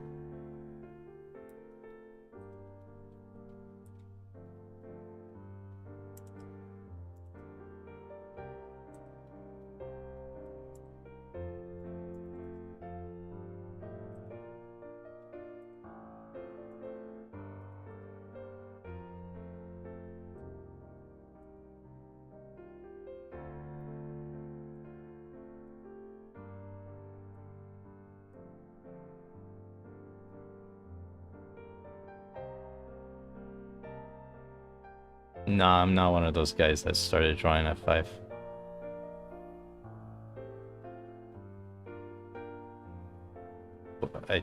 What is this 30-year-old supposed to sound like?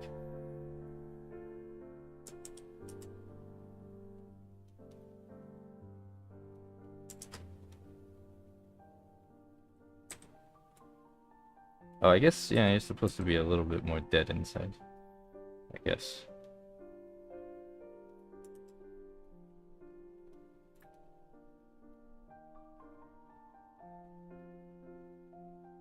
Half and half. Some of my pieces are actually studies, but they're altered a little bit, so I'm putting my own stuff into it, so it's kind of a combination of a study and just my own piece. Like, I always try to learn stuff from drawing, like, because I value improvements more than creating something. Never been a very creative person, so. See, how would the hair go? If she's sitting like on the ledge of something. This hair would go like this. Spread out like a circle. Or spherical, not spherical, an arch. She usually has her hair tied up, so it wouldn't spread out like this, but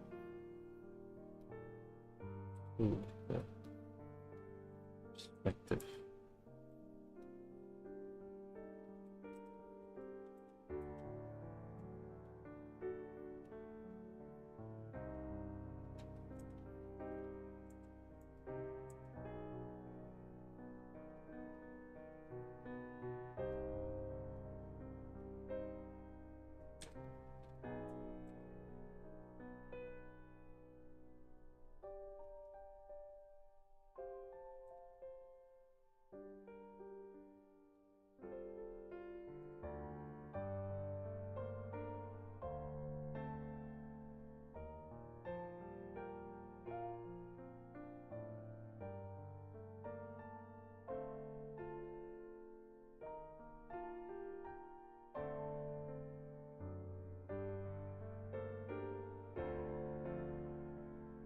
I think. Wait, my my voice sounds like a teenager. Are you kidding me? There's no way.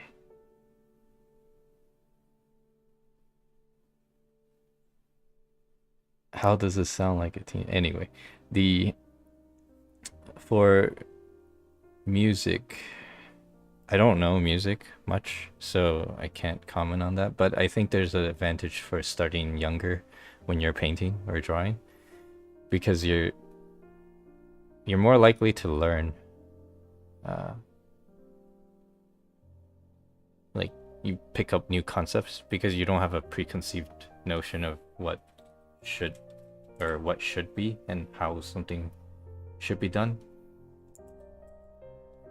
So it's easier for you to pick up what people are telling you how to do.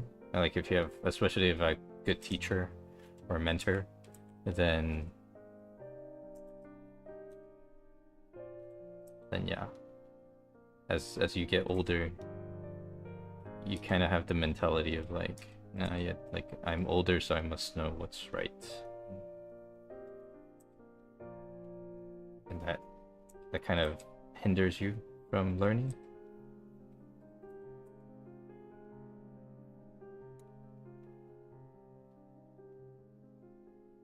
I don't know music, so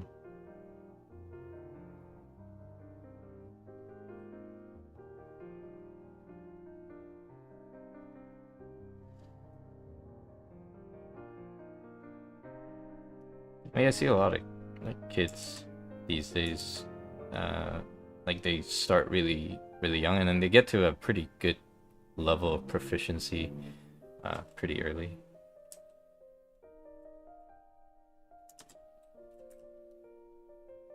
Especially with like new software that kind of does help, like Procreate. Um, I think maybe CSP as well has some like, functions that isn't there in older softwares.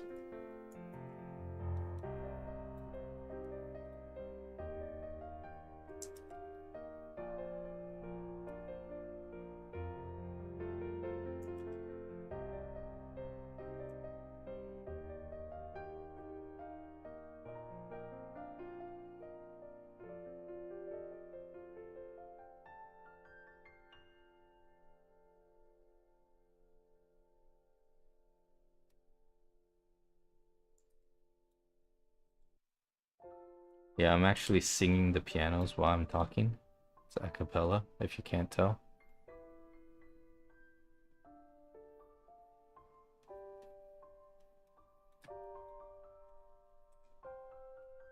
Do I still don't understand what you guys mean by 20s? I don't think my voice is that high.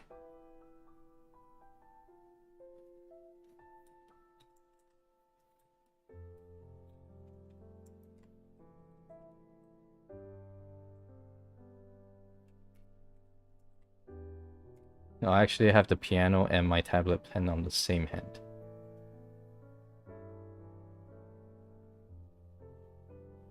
Oh, why do you guys think I'm young? I don't get it. Are you serious? Holy shit, okay. Is that a good thing? I don't know. Yeah, I'm definitely right around that range, 25 to 75. I'll say we can narrow it down to like 25 to 70.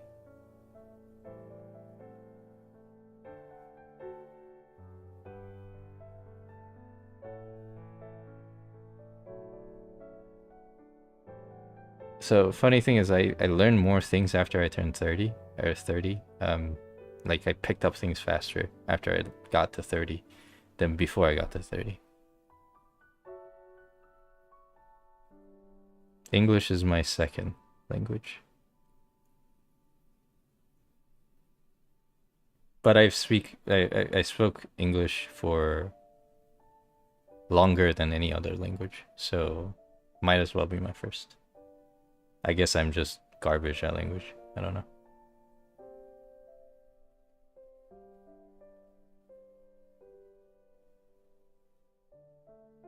The keyboard. I use it for the keyboard, for the shortcuts, obviously.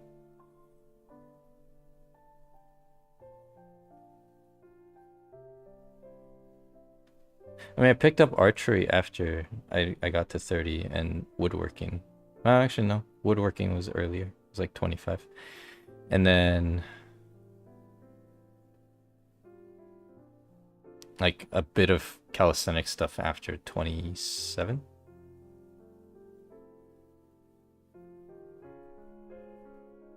Dude, I'm not teen. I'm not in my 20s. I don't know what you guys are talking about. I sound nothing like I'm in my teens. What the hell? Okay. Is this cyberbullying? This is what being bullied feels like.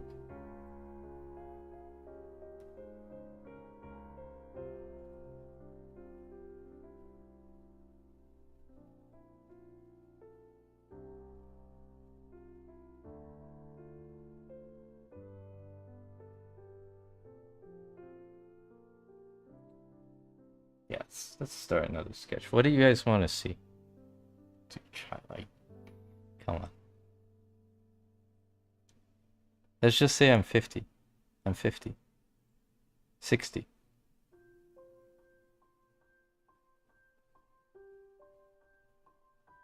No, I don't want to draw like a specific character.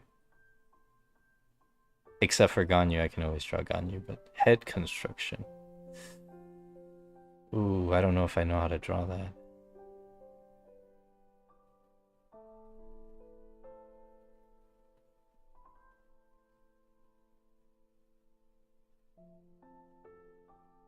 Okay, you know what? Let's do some head constructions. I don't really do head constructions too much, but I don't use guidelines for heads. So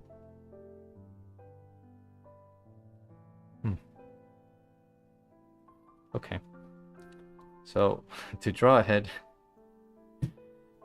following YouTube tutorial, you draw a circle, right? And then you draw 2 lines, and then you just drop the jaw and the chin. I hate this, but it works.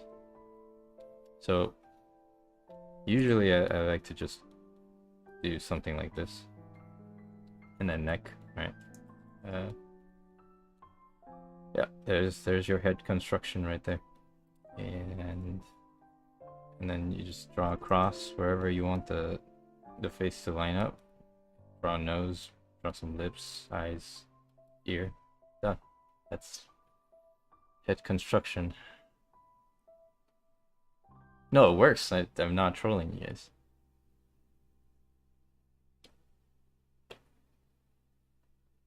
No, it works. Like, why make it so complicated? You guys are like drawing like a bunch of complex geometries.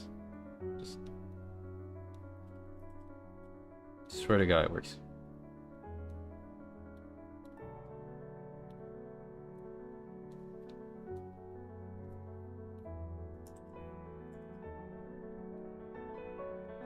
And then you just erase all the lines you don't need.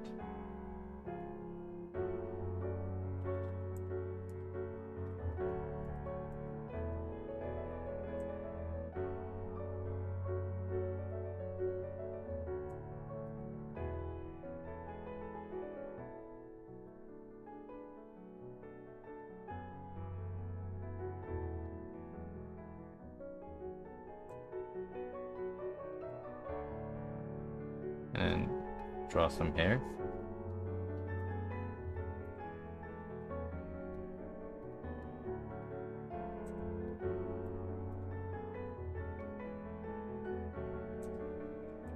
And then I guess you can make some of the shapes make sense.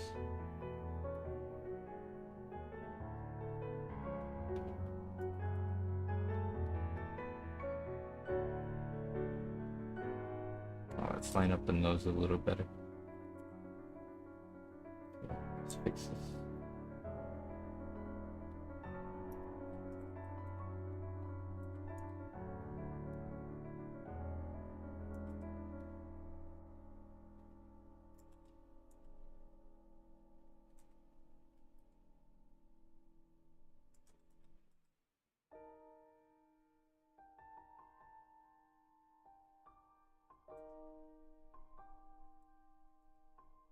Yeah, see, head constructions. There you go.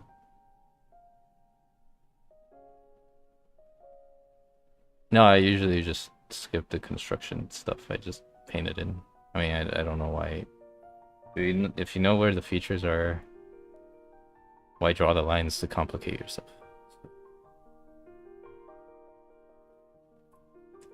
Hmm.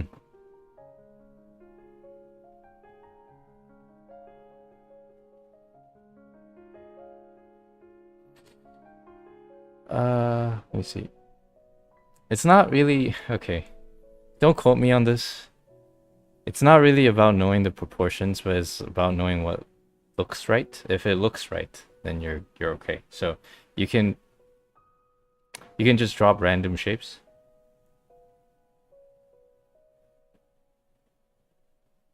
Draw body straight, 45 degrees side view.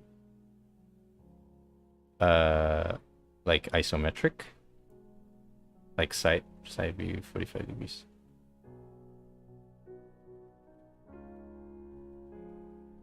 At which part of what I just said? So anyway, you can. Let me show you.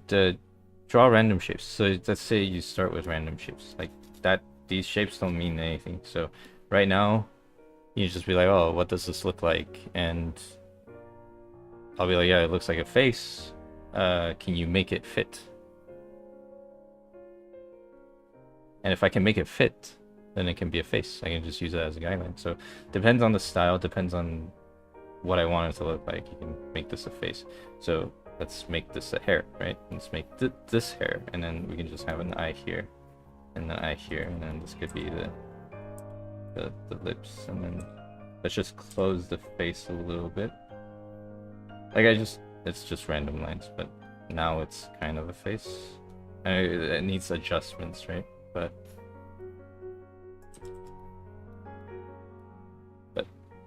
you can just merge, like morph it into a face if you like.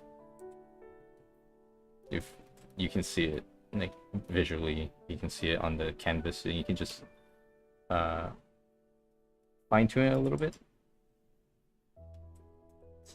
Take out a little bit of the noise here, and then we can lay the hair over the nose a little bit, and then see where it originates. So let's say, of course, this is Ganyu. So the Ganyu's side veins are actually not that long. So let's do this, and then cover the eyes a little bit with the veins. Shading the eyes for a bit more clarity.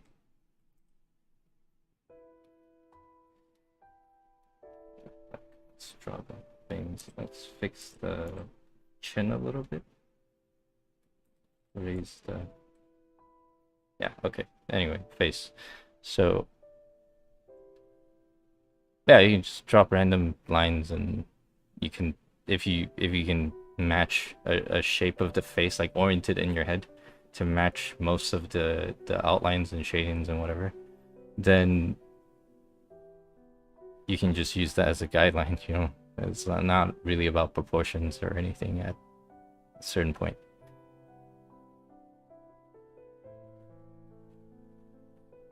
You do need some mental library, like to kind of know what things look like in certain angles, but you can figure that out by structurally figuring it out as well. But I started oil painting last week, so I guess I'm an oil painter now.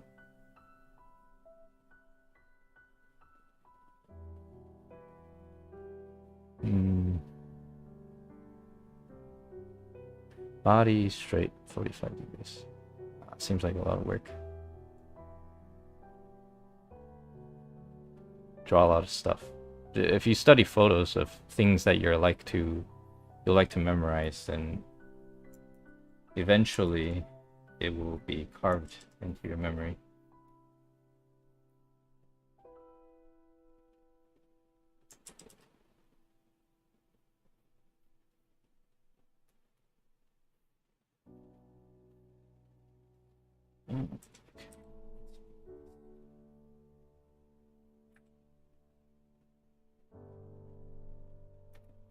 Face is not wide enough.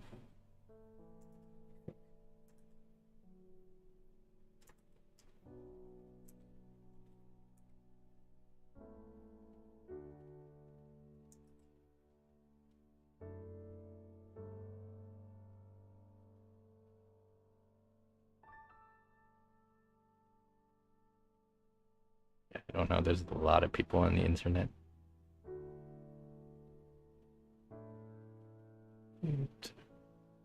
Every time you stream. I'm not tired. What do I sound tired?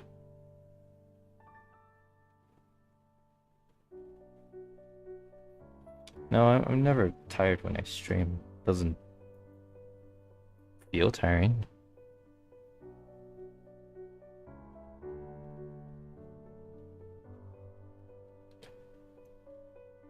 I can't read your name, the Russian name. I assume it's Russian, but I think it's good practice to start out with guidelines, but guidelines doesn't have to be lines. Guidelines can be blocking as well. Dude, I haven't changed my voice. I don't know what you're talking about. So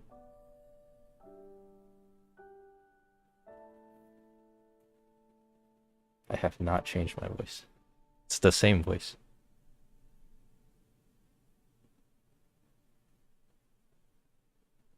Oh, is that really what it says? Okay.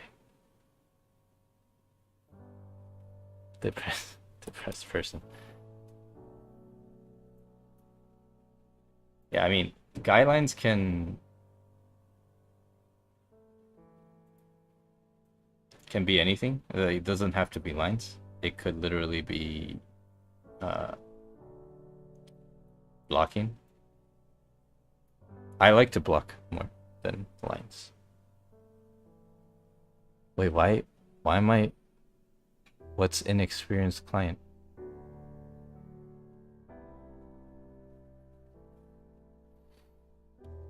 So, a lot of times when I sketch a pose, sometimes if I sketch a pose and I want to do lines, I do stick figure.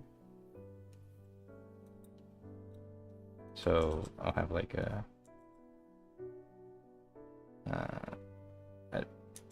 I don't know what pose I want. Maybe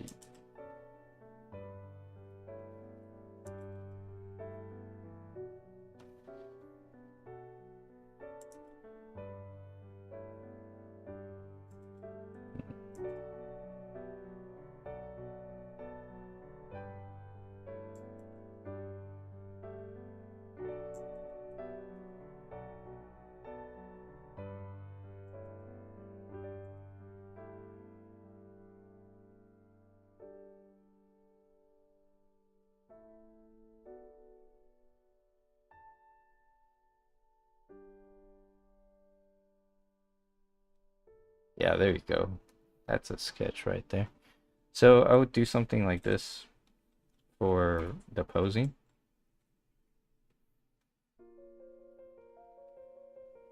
That's my sketch for the pose.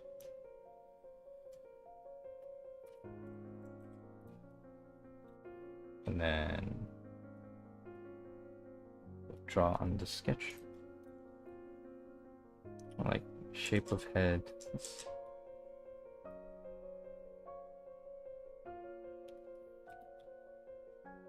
Not even care about the head right now, but I think it'll be curved down like this. And then so I'm thinking actually the leg would be kind of spinning or pointing towards the canvas, like in this way. I don't know if you guys understand that, but so the front would be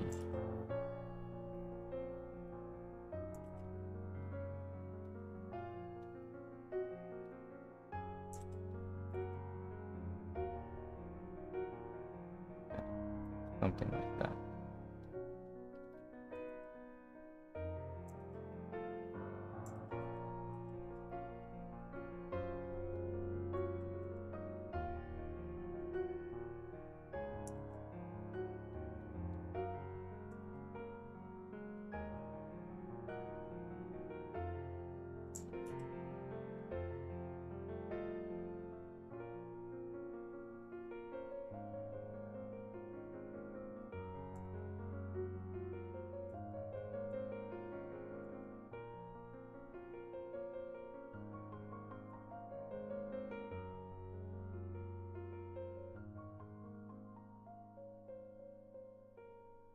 What do you mean, Ken? This is from imagination.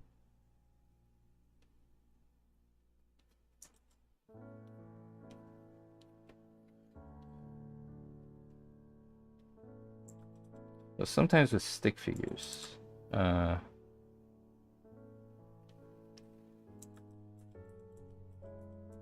you need to adjust it a little bit because the body parts intersect them, and you don't see that in the stick figure. So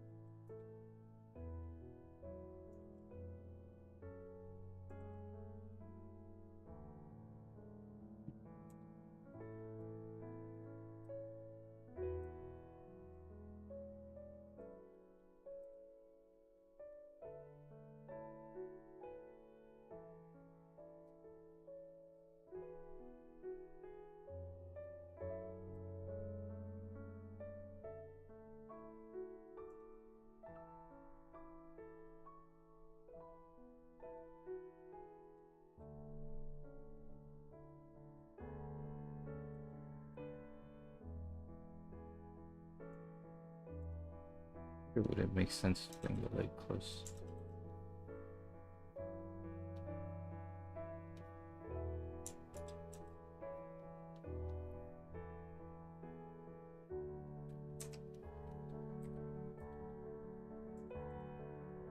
Not sure. This is an awkward pose.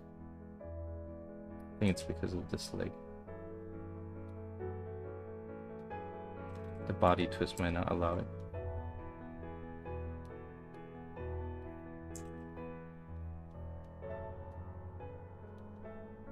You might need to bend the other way.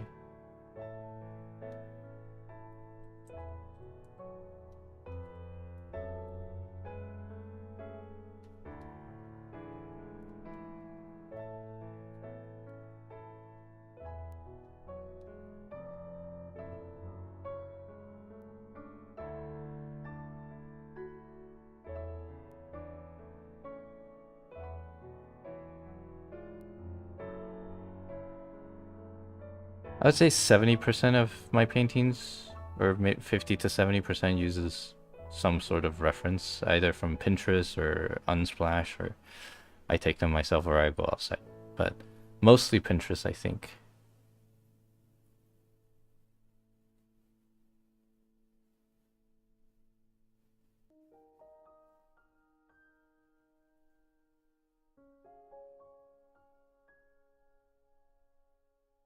Yeah, I think modeling for your own piece is pretty good. Especially if you can get someone to take the picture and you can set up lighting and stuff.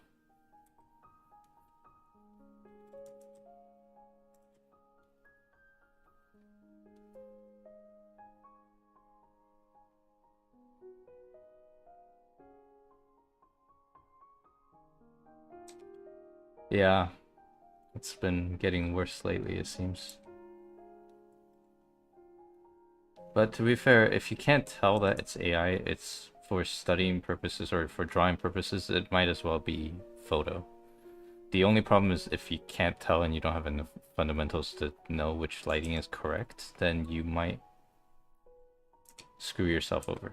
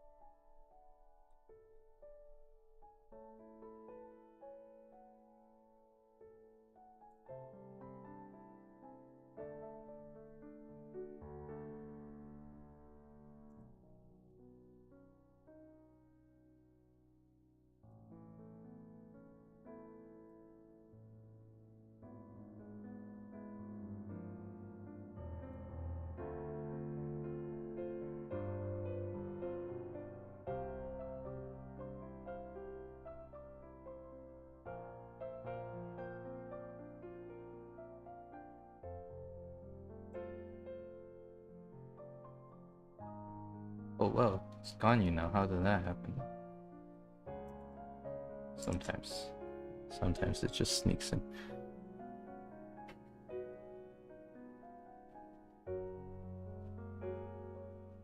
I can do a little bit of figure sketch. Figure sketch?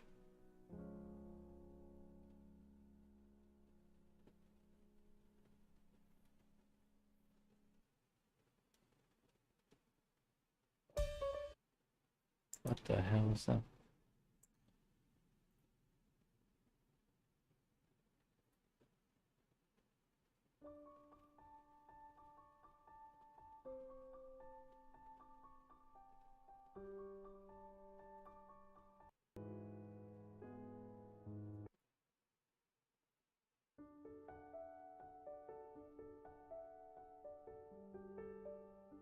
Uh, to draw poses like that, you don't really need that much anatomy. There's not a lot of anatomical details. Now, if you wanna get detailed, then yes. So let's take out the sketch. So let's say, yeah, I'm done with the pose, but I want the details. So once you get here, and you wanna go in and say, oh, this is the deltoid. This is the bicep insertion.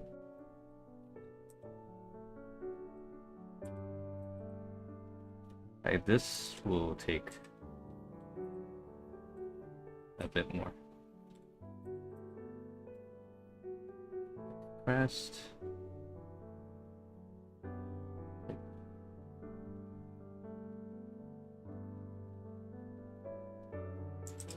Like, you want the details for, like, if you're painting and this might be interesting to you to have certain detail shapes.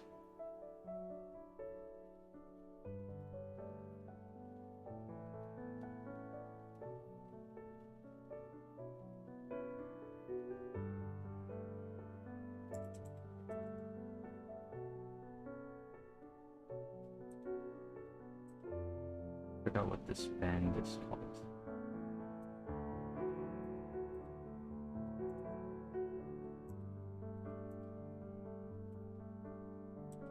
Like, it's too long.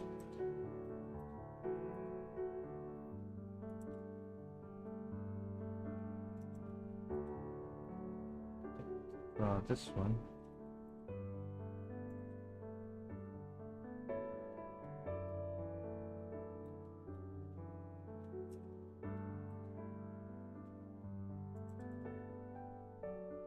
And then I know, so things like this is kind of important. I know this part curves this way because of how the calves would squeeze against the thigh muscles, and then it curves the other way down here because of how the fat deposit here, and the muscles would squeeze against the thinner part of the lower leg,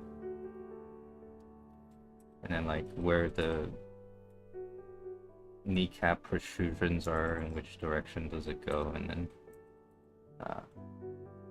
here how much each thing should curve. Chest, lower part of the rib cage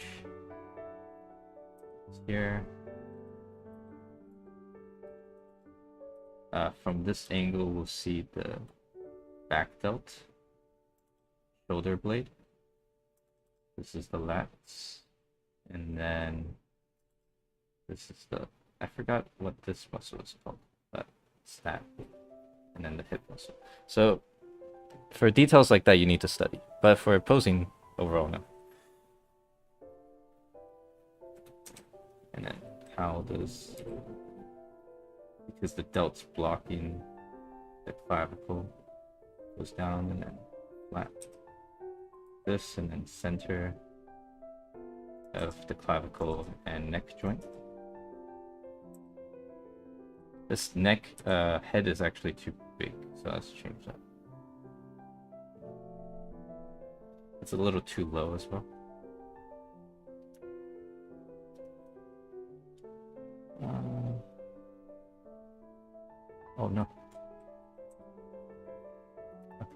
That's about right, I think.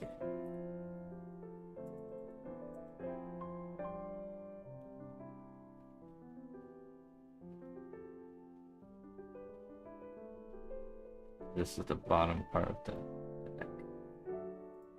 That's that tendon that joins the muscle tendon. It's between the ear, behind the ear, to the center of the clavicle. And hair on the nape of the neck and how the neck connects to the back, or rather the spine.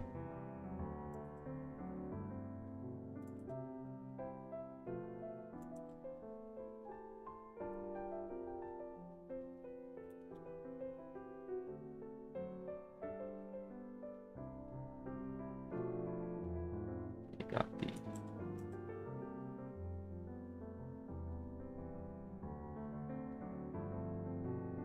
obliques.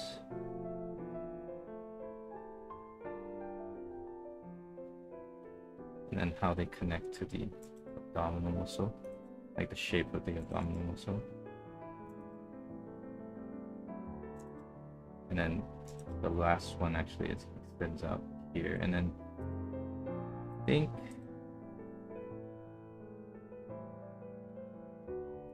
that's about it.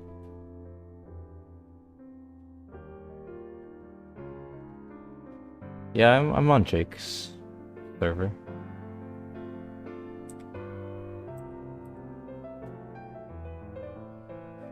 Let's see the arm.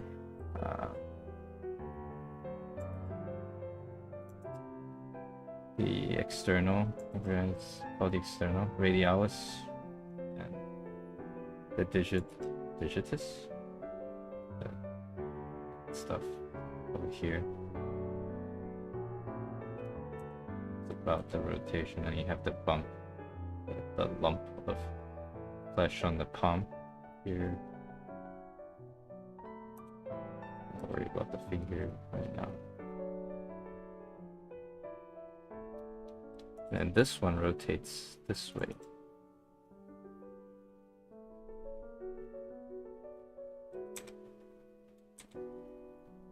I think bicep would be here, and then it rotates in a little bit.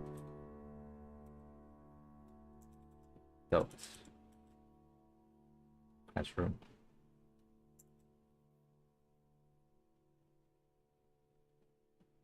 I don't bother too much with the lower leg muscles because it's hard to see anyway.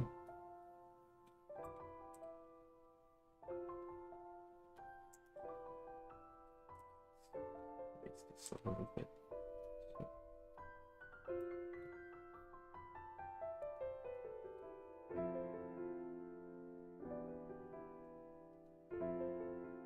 Yeah, to draw more details, I would need to zoom in a little. Let's solidify this. I like the bucket tool in CSP much more. This, okay. Nice. Nice.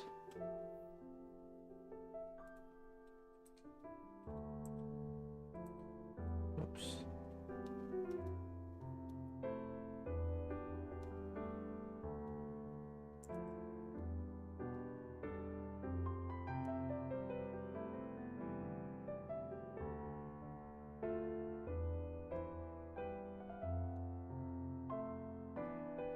Bicep from this angle. Okay, so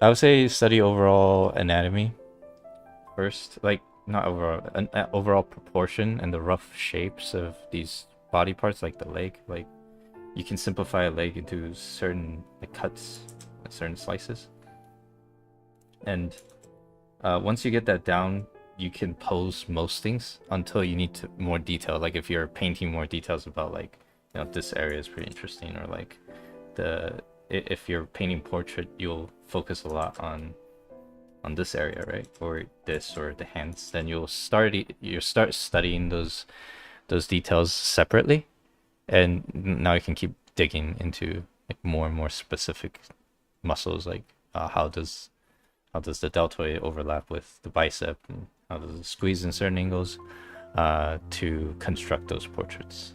But you don't need to study that much anatomy. But if you were to do detailed anatomy, study them in parts, never the whole. So you don't be like, I'm going to study surface muscles today. I'm going to study all the surface muscles. It's kind of useless. Or at least it would take you a long time for it to be useful. So it's better to study specific parts that you need. You get more out of it, out of your time. So like, for example, basic breakdowns for legs. Oops. What the hell? Okay. Sure. Basic breakdowns for legs. I mean, the simplest part would be. Oh. Simplest part would be like, let's say you're drawing front view. You're just like, here's the hip, and then here's the spine, and then you have the joints, and then you have legs, right? Like that's this is like. But then the next step, you'll be like, oh, what is the shape of legs? And you know, like the top is thicker, and then there's like a knee somewhere here. The top is thicker. Maybe you want thigh gap, I don't know. Maybe you don't. And then the bottom is thinner, but it's not much different.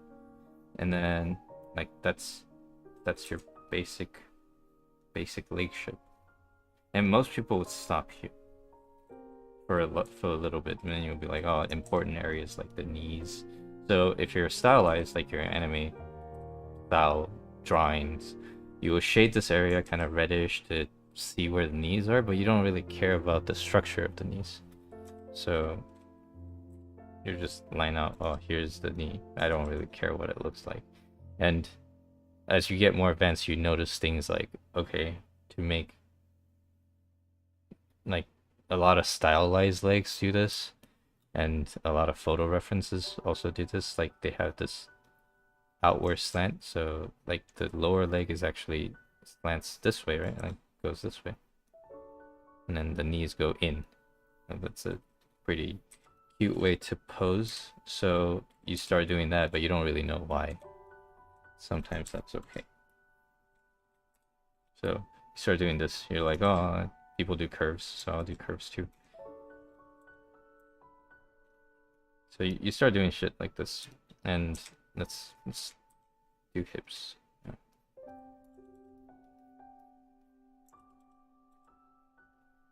Let's make it a little bit more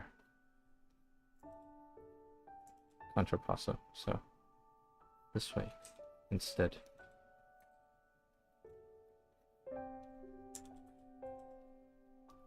Let's not care about what's going on top. So something like this, just to get the shapes in.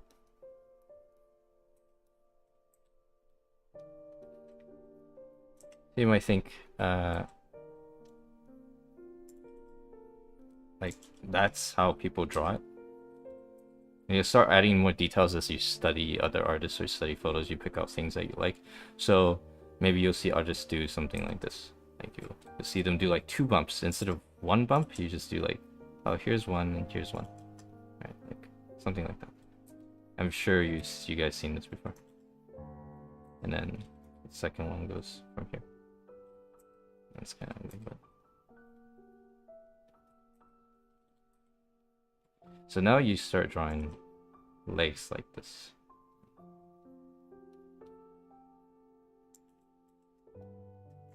This leg is higher, so let's raise the heel a little bit. So yeah. Let's do this. No.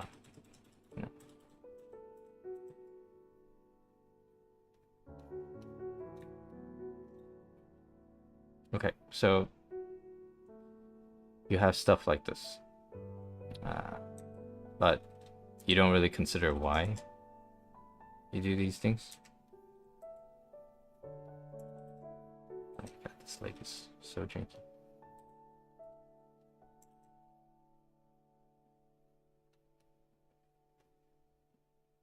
This is like a really not balanced pose, so let me redo this. That's why it's not balanced.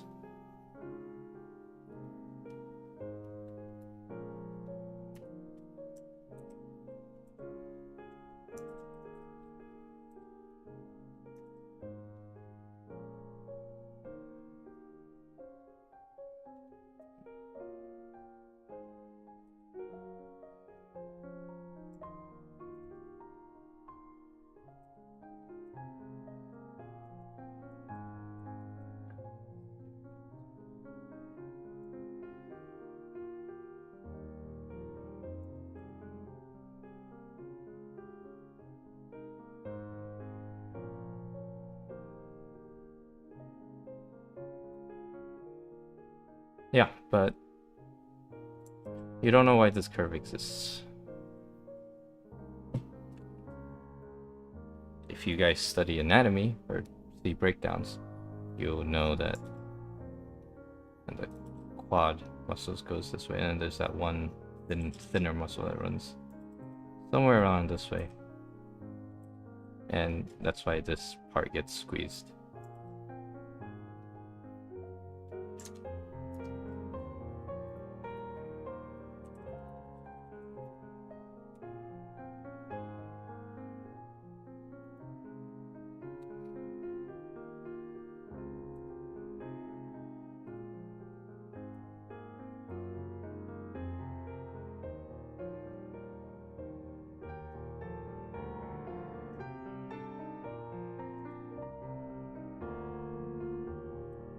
And then this curvature is because when your knees point in,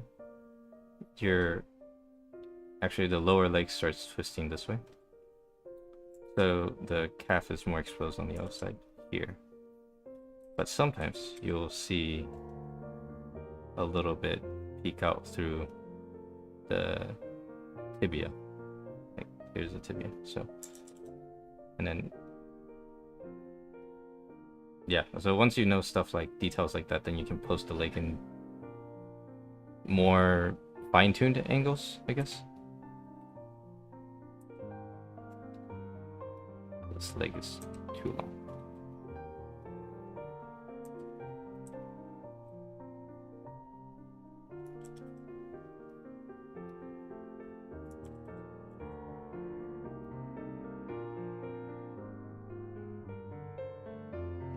This is, yeah, I guess so. Let's try it. Oh no.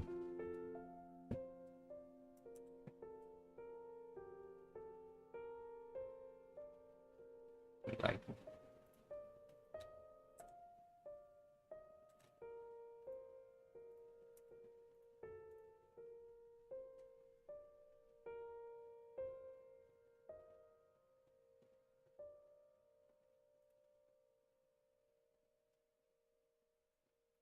Okay, so this post, I'm assuming you're talking about this one, so let's do,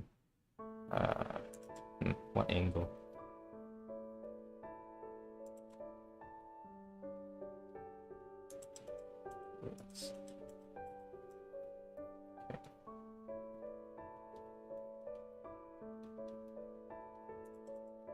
Okay, it's about here.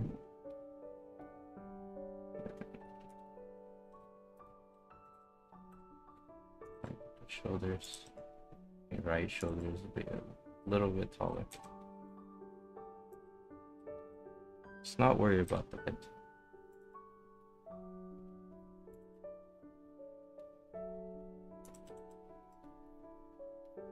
Something.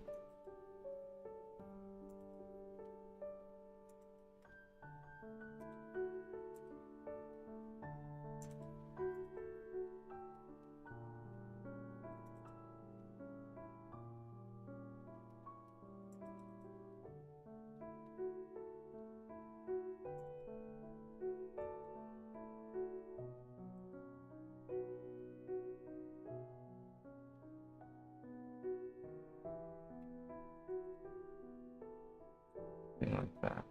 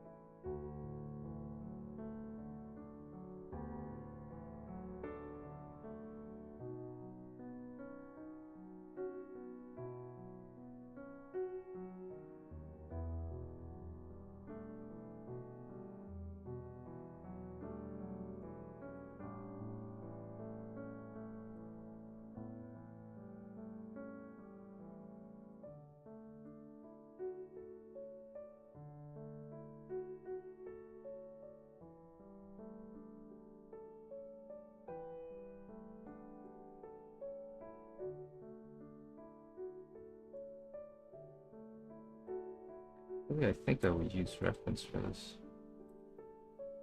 After a certain point.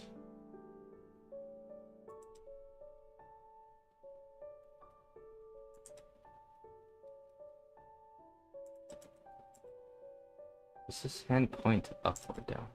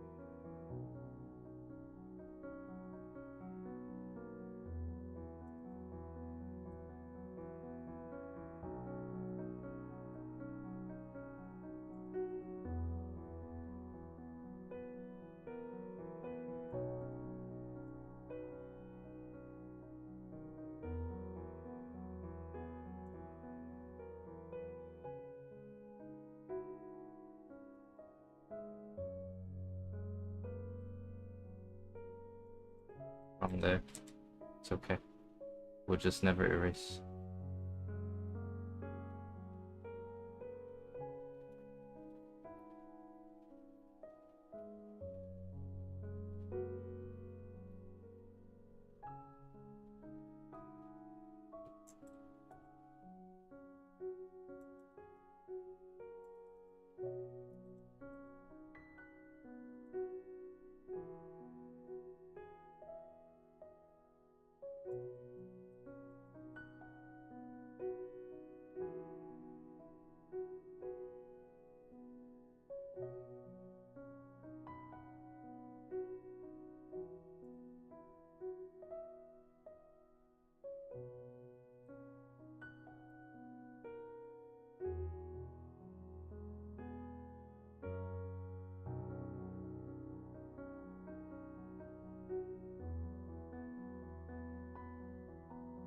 I don't remember the exact pose, so...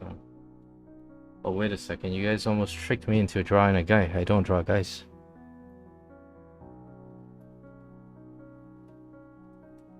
Let's go back to figure drawing. Or... is it called figure drawing? It's called something else. But... yeah, I normally use references whenever I can. Okay, so for sketching figures, no, I'm not making male Ganyu. That's first. Sometimes I just start out with shapes.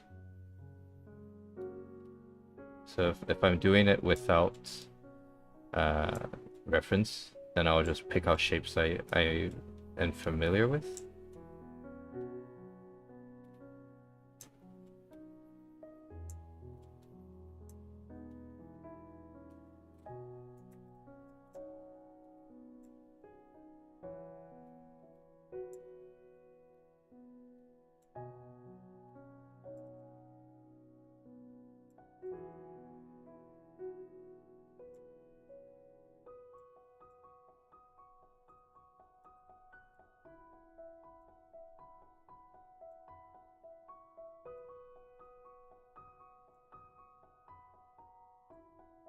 So,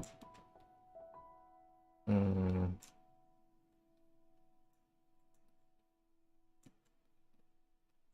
how do I explain this? You know what? I'm just not gonna explain it. So, uh,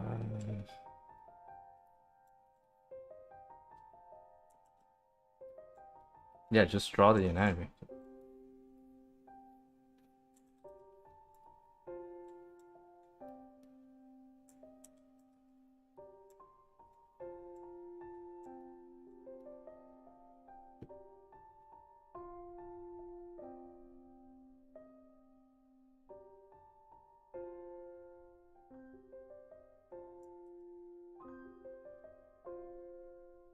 The brush itself is not too laggy.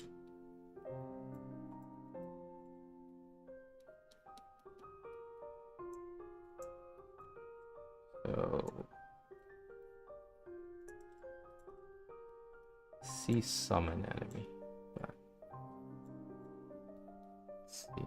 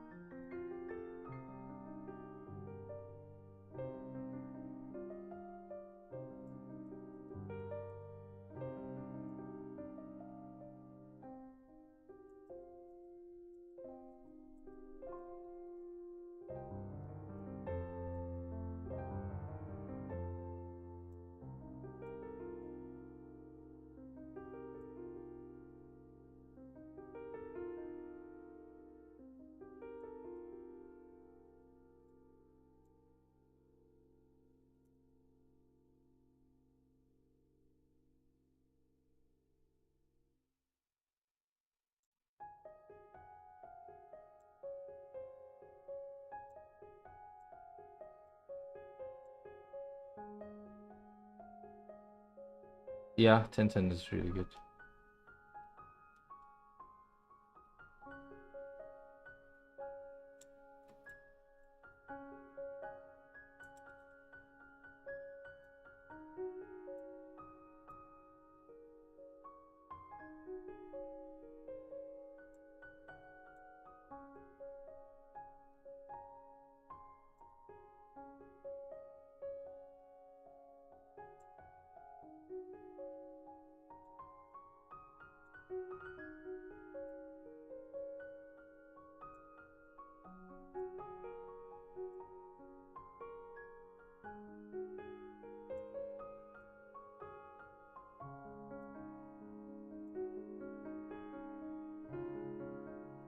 Pretty rusty.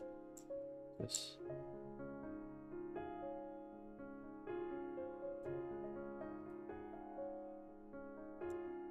Some people are used to smaller shapes, some people are not.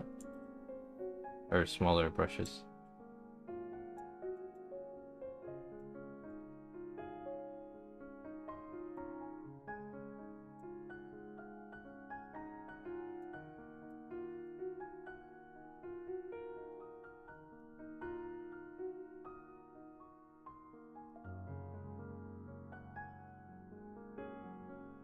For compositions, if you're trying to study the composition of another artist, then you should use the artist's reference as reference. Or photographers if you're studying their compositions. But generally, for composition, you don't really need that much reference because you can just create your own. It's more about uh, the like relationship between shapes. Yeah, you can do movie scenes too.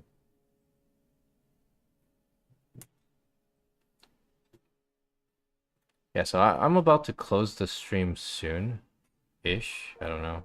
But if anybody has any questions or whatnot, I can try to answer.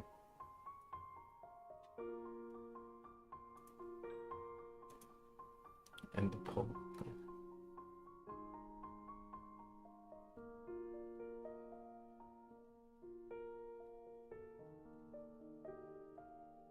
Yeah, this one's from memory. Like all of the ones I just did were from memory.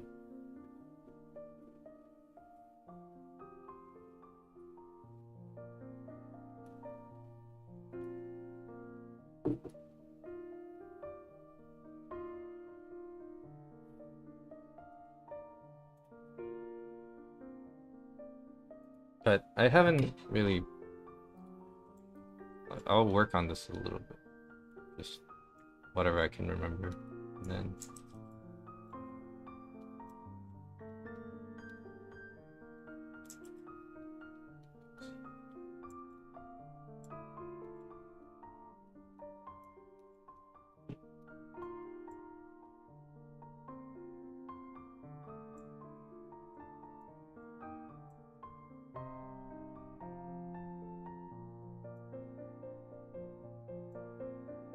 I actually don't remember too much of the anatomy of the back because I don't use it often. I don't need to.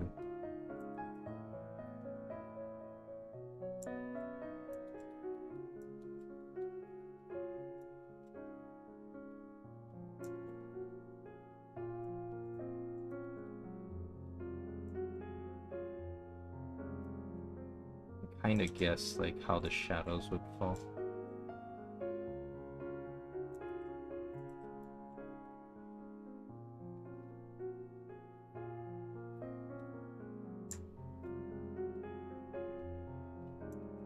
Some details I can guess.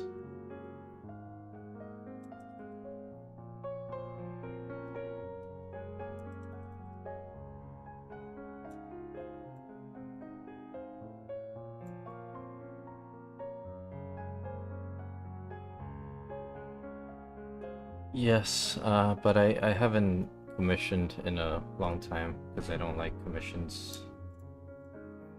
I think we can see the external obliques from this side.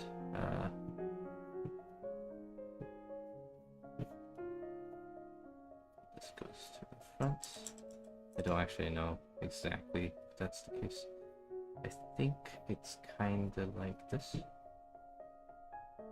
Then external obliques here. You can see the bump and then the iliac crest. Something.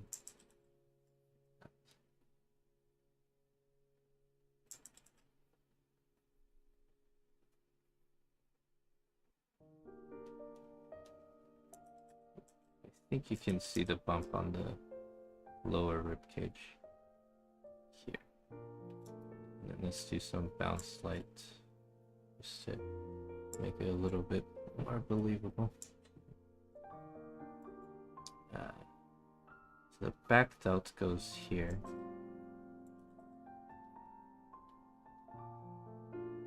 And I think there's like a insert from the traps.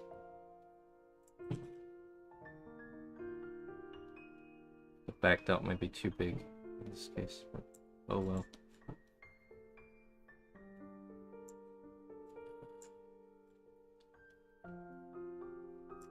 I can never remember what the muscles around the armpit looks like. And then I think we can see the radialis from here.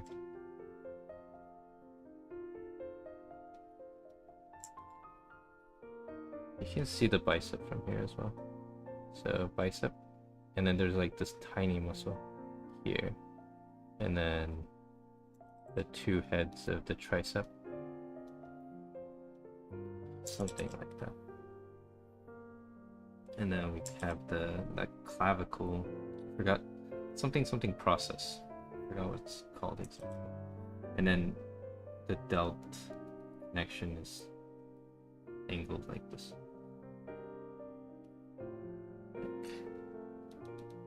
Actually, I don't think you'll see the top here.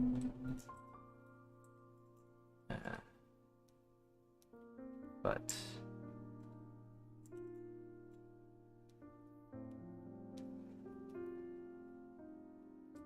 we can erase this placeholder.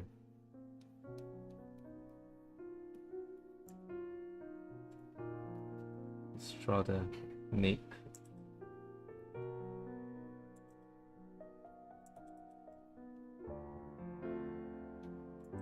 Let's do the perspective for the skull so that we know where to drop the ears.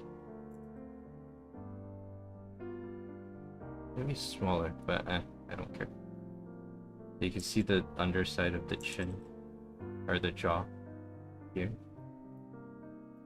Let's draw here on this side as well.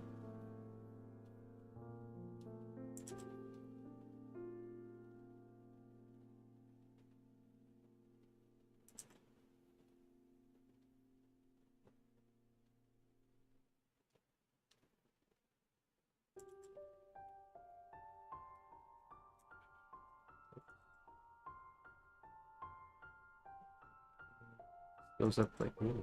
Oh, okay.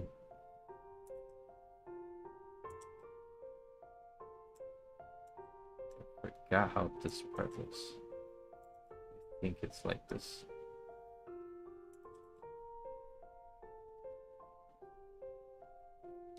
And then the shoulder blade here would be open, so the shadow would fall around here.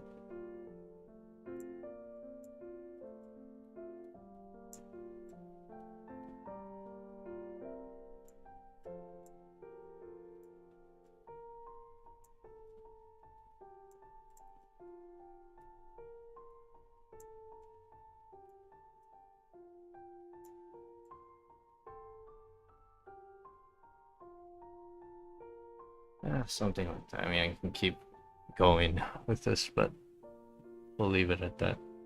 I don't want to put down anything I'm not sure, and I don't really want to pull reference right now, so.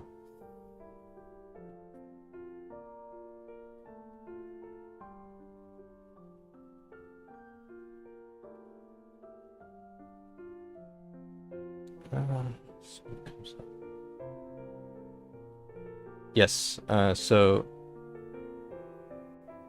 Emily's question, yes, you can.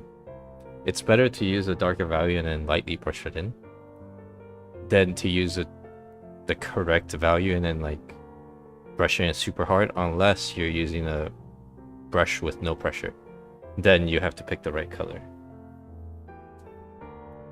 Because if I get that kind of softening or blurring effect by not just brushing lightly, not by any blur tools. So you don't you incorporate the horn into the head because I assume it's like the horn extends into the skull, so you align it with the skull and then you lay hair over it, much like you would if you had to draw hair around ears. So if you're drawing hair around ears, then you draw hair falling around it. If you're drawing hair falling around the horn, then you draw hair being pushed around, like the bunch of hair. So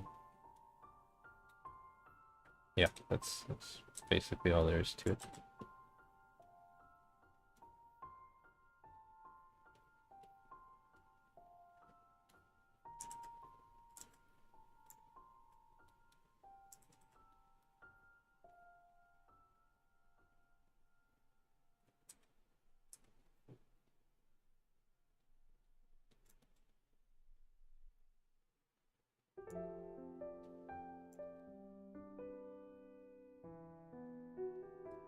Remember, there's like a cross here.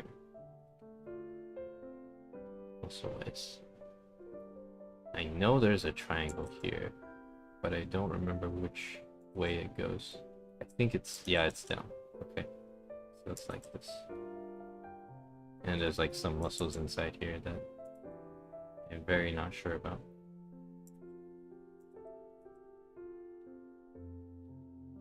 And then flattens out here. I like to draw as a triangle. Some people draw as a heart or a diamond. So, however you want to slice it.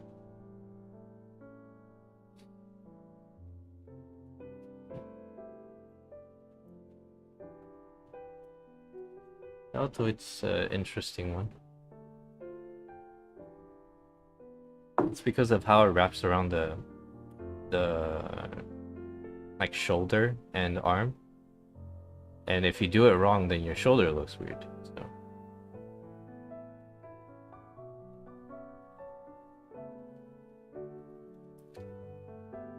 interesting way or interesting thing about deltoid. If I were to draw deltoids and I would draw a cylinder first, let's say I have foreshortening and then there's this arm going here. I know it's foreshortened, but I know where the deltoid's supposed to end. So I can just wrap it around my cylinder. And if I know, oh no, if I know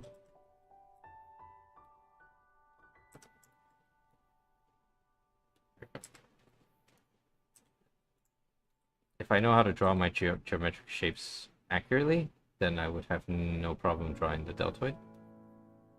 And I guess every other muscle.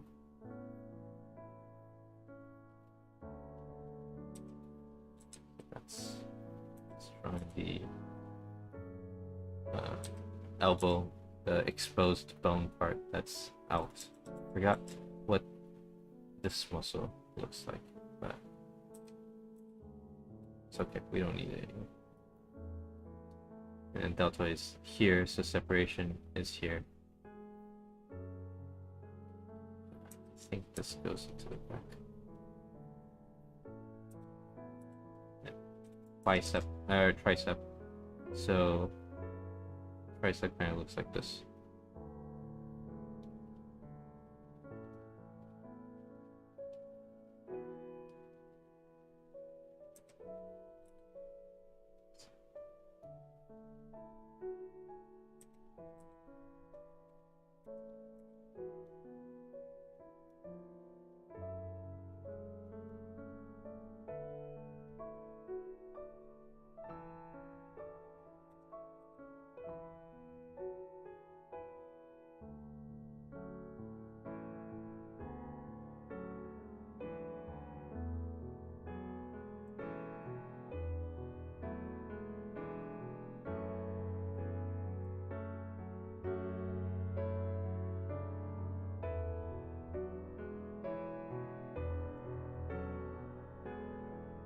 But the more important part about drawing arms is not the details, it's just being able to draw things foreshortened. So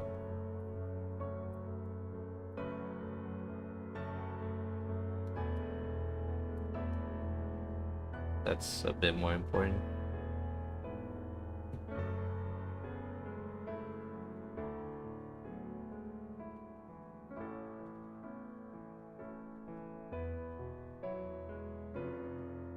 I'm not really taking like character requests. I'm just drawing like anatomy stuff.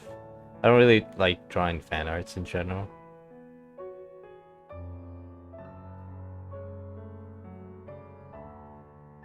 No, I'm just drawing them in the same thickness because the foreshortening is more important to me, but if I wanted to fine-tune it, I can. It's obviously not the same thickness for an arm.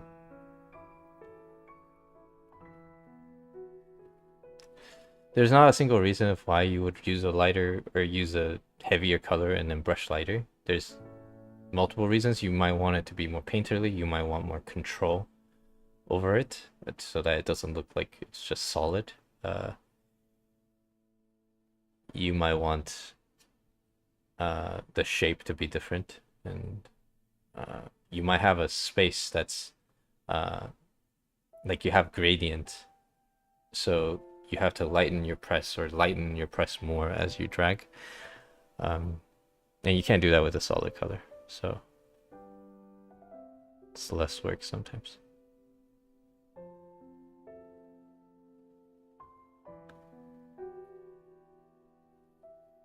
So the cylinders are not supposed to be the same thickness for the arm. So the arm itself might be less than the cylinder, but the cylinder is helpful that I can compare. So I know the cylinders are the same thickness. So I know the upper arm is a little bit thicker. So for the upper arm, I might do something like this. I'll be like, okay, let's draw in the deltoid, and then let's draw in the bicep. And I'm drawing it at the same size of the cylinder, but because I know the lower arm is thinner, I can just draw it less than the cylinder. Then I know it would be accurate, like relatively.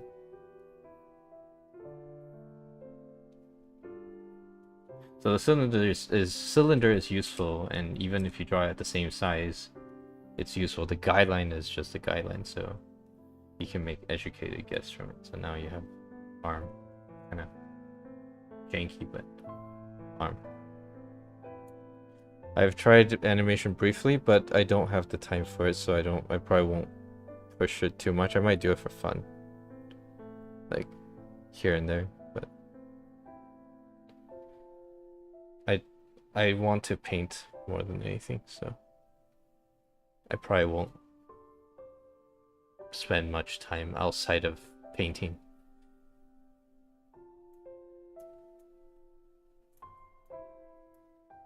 Yeah, and the study earlier for cloth I will finish on Discord. I'm sure most of you are on the Discord already, so if you want to follow along later, if you guys are still on, you can just go to the VC if I go into VC. Crafts? Oh, that's a paper theater. So you buy a set. It's a set that they sell. And you kind of do the cutouts and then you stick it together by following the instructions. I don't know. It's pretty straightforward.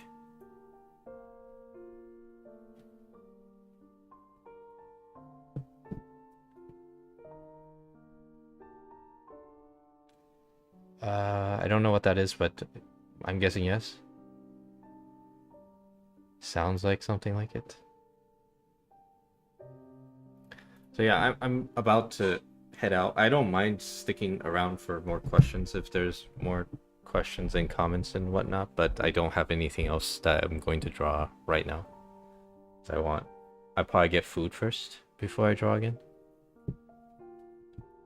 But I'll try to stream the weekly regularly. So I'll stream the easy one, but the hard one I can't really stream efficiently because I won't talk. I'll have to think. So probably curry for dinner, most likely. Give me a second. Hold on. Most likely curry.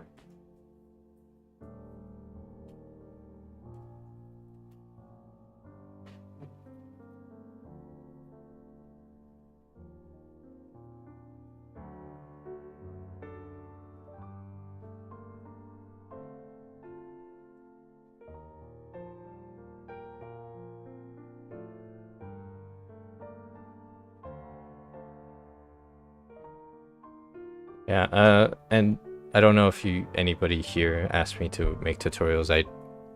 They take a long time, so I don't know if I'll make too many of them, and it's like there's so many tutorials online already. If I just make them, I'll just be wasting internet bandwidth for the same exact content anyway. I'm kind of hungry, but I'm good. Not too hungry. I will be hungry later. I have cats. I'm still mad that you guys think I sound like a teenager. I'll never forget that. Can't believe I'm getting cyberbullied by my own stream. On my own stream. It's ridiculous.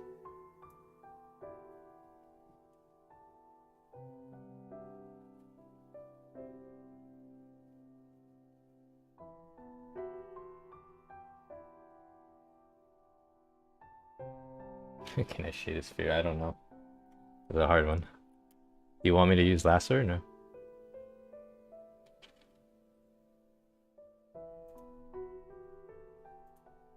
Why am I lagging?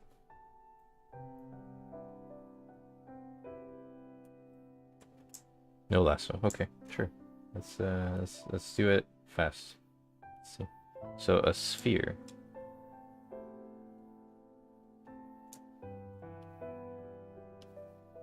And then let's pick the lighting on this side.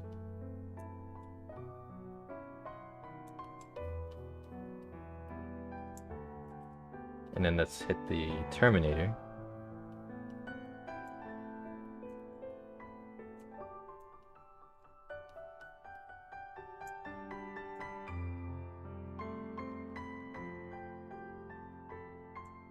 Oops. So let's make it consistent for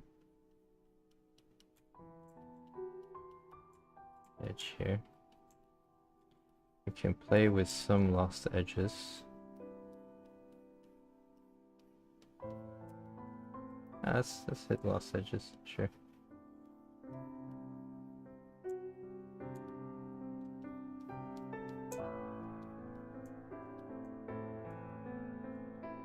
Let's correct the form a little bit more.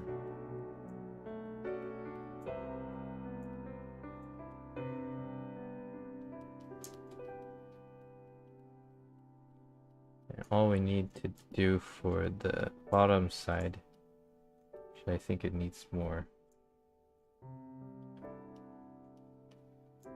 Needs more terminators. And bottom side for bounce light.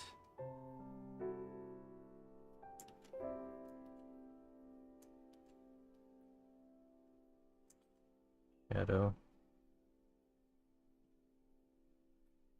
And then attenuated shadow or ambient occlusion. And then surface.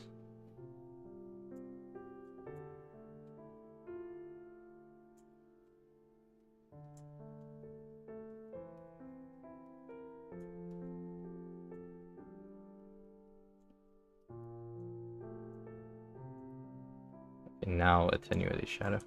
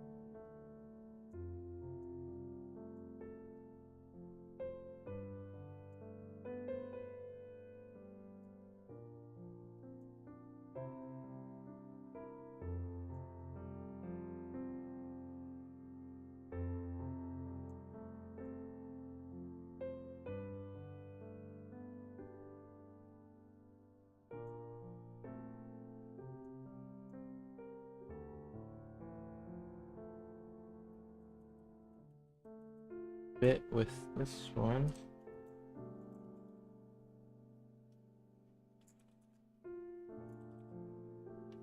I think the contrast is too low, so let's crop and drop it.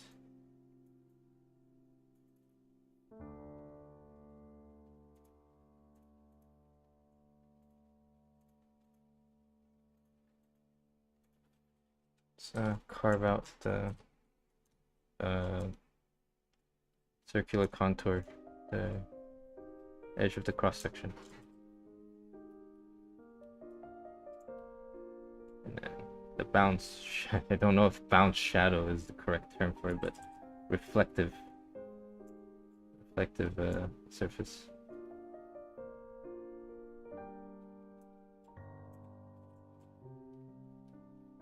And then it will be darker on the top because there's no bounce light.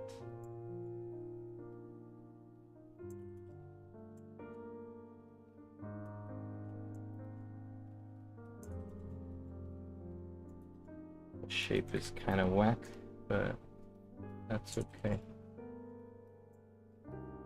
This is distracting.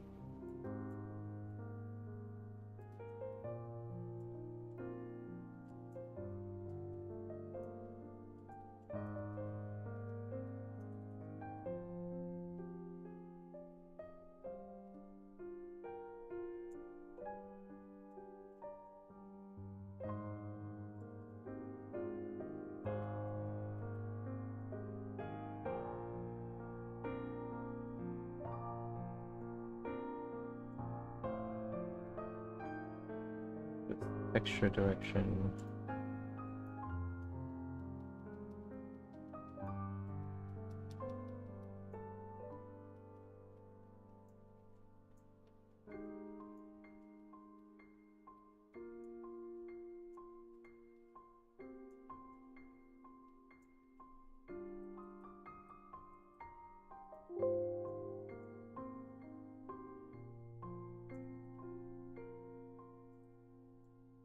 More bounce light.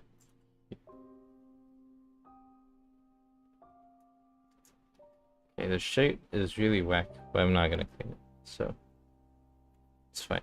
This is fine. It's take like 5 more minutes to fix the shapes, but whatever. I have not tried painting my cats.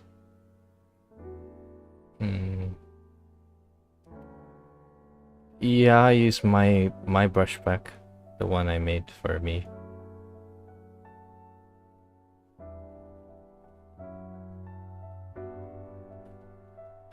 Full natty.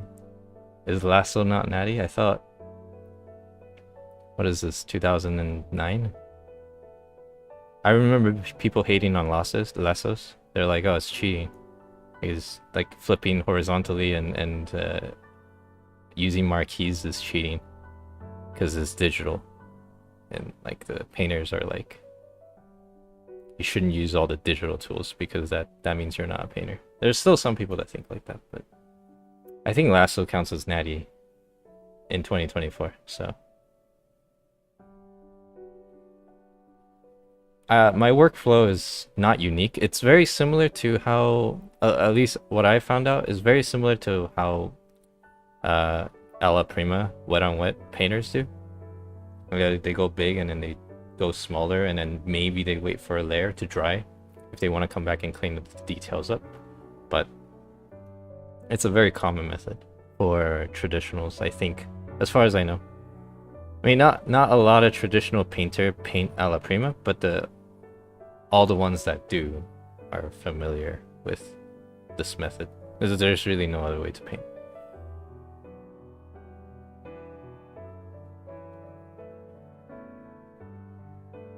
Yeah, I don't know, my work speed seems normal.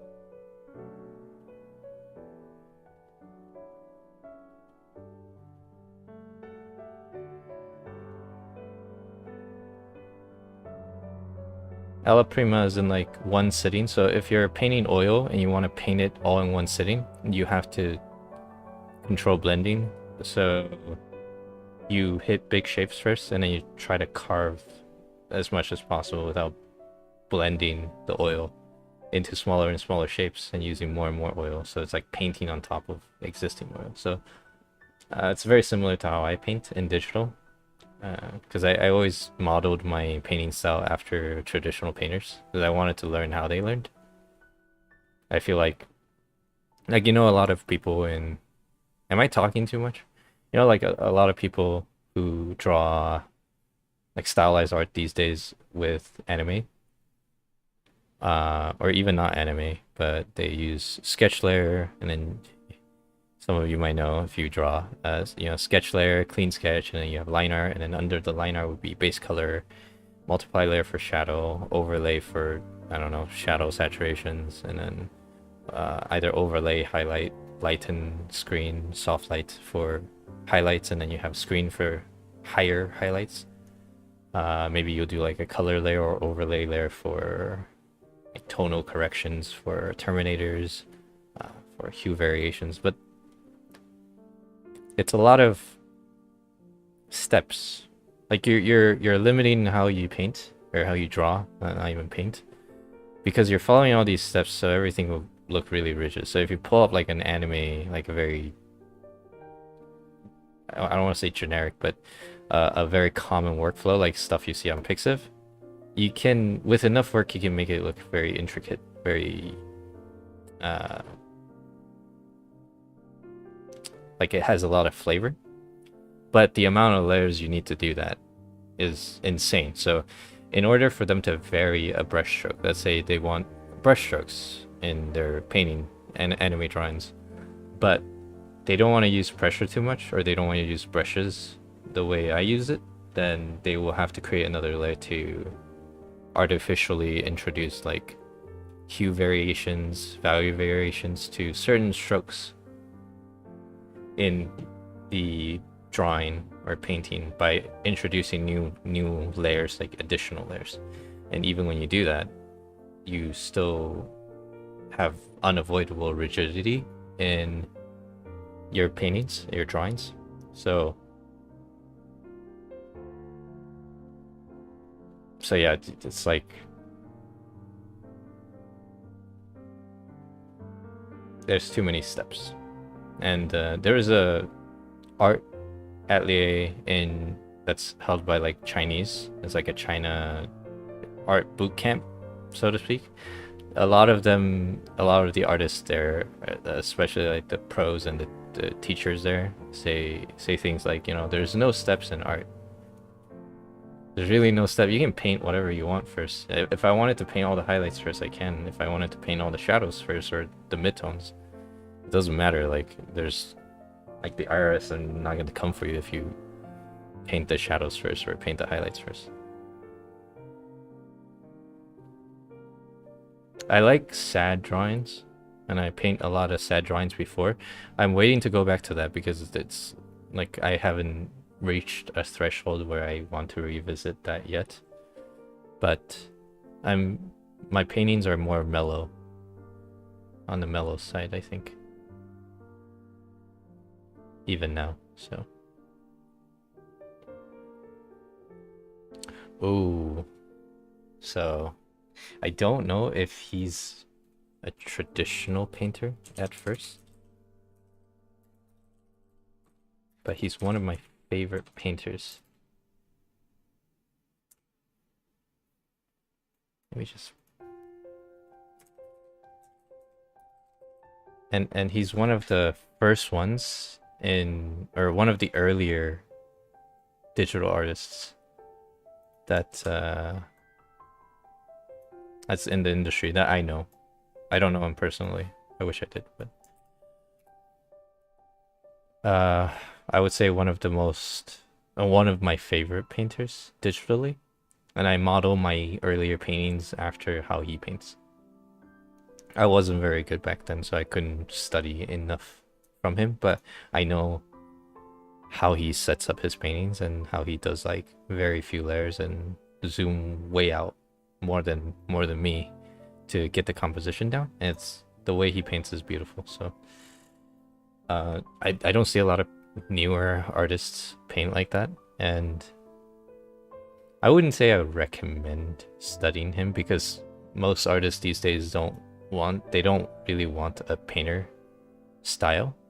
They say they do, but they still want to layer like excessively. The longest live, what do you mean? What time? How long has we only been live for 3 hours 30 minutes? It's not that long. Or are you asking me what my longest live is?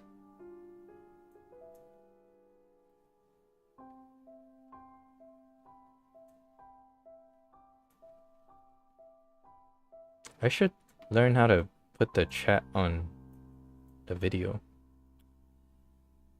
I don't know, because my real life schedule might not allow it. I might try a 12-hour stream. Oh, maybe like 6 hours. I don't feel the need to go live for that long, because when I study and when I want to study like in depth, and it takes me more than 4 hours. I prefer studying by myself with music, so I don't have to focus on the chat. I actually need to use both of my brain cells to study. So I wouldn't stream consistently.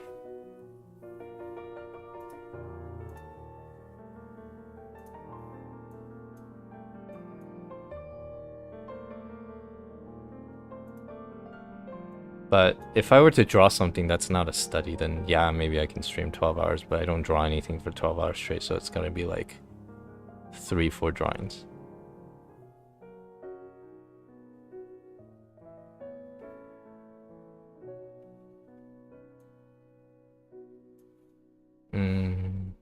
Let me see. So I have a few artists' names that I have that kind of like very early in my days, I was like basically what I look up to. And some of them are still around. Let me get the list. If you look up these names, some of them you might know, some of them not. So Ilya Kushnikov, I can never spell her name. His name. Art Germ, you guys might know. John Sue's a long time ago. Komipa is like a really very stiff lines, very strong line artist. Digital Otome, I don't think he draws anymore. But they're all DeviantArt from like more than 12 years ago. So I think the only one who still draws might be Ilya.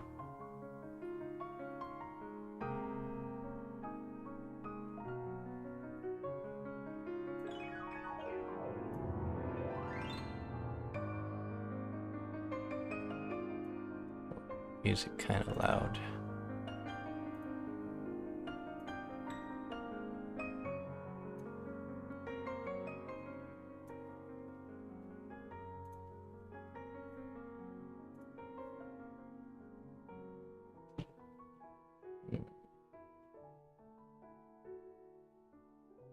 Yeah, I mean, I can list other artists too, but those are the early ones. And I don't study artists that often because I prefer studying photos.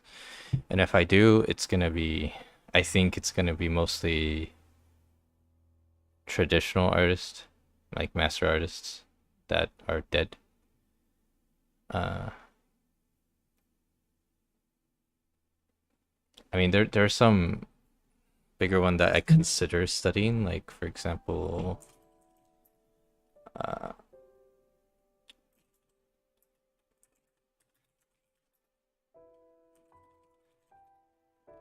these artists are recent, and then I think Nathan.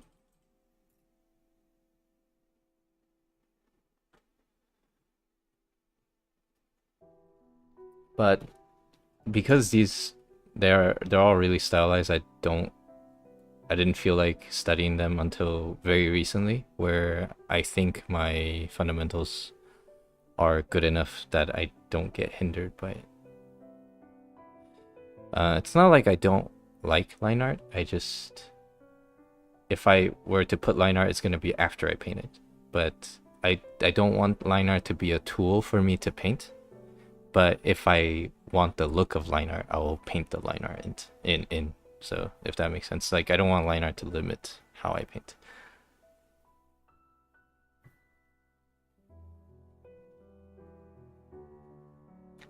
Sure. There's like a multimedia in Discord if you want to share stuff like that.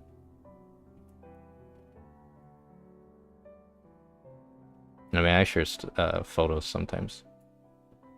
Some people use them to do studies.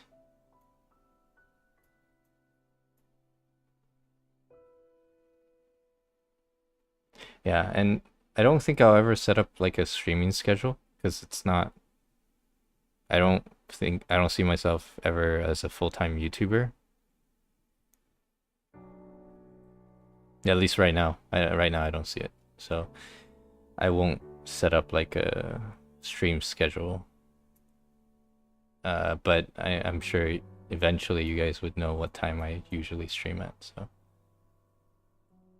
yeah, the last thing I want is to make another job but not really get paid for it. Rather just draw. Oh man, you can't line me up with EO58. It's gonna make me look bad.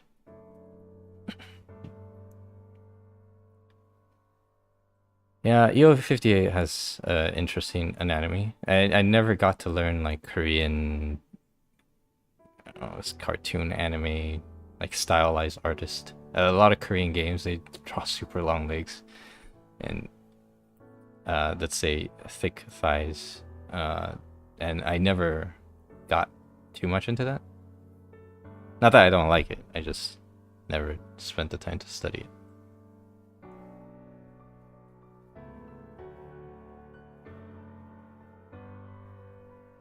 Yeah, so a little bit about brushes, and I think this might be useful for a lot of you. Instead of looking for new brushes or new brush packs, find one that you're kind of comfortable with, or like a few, like a set of maybe 4 or 5.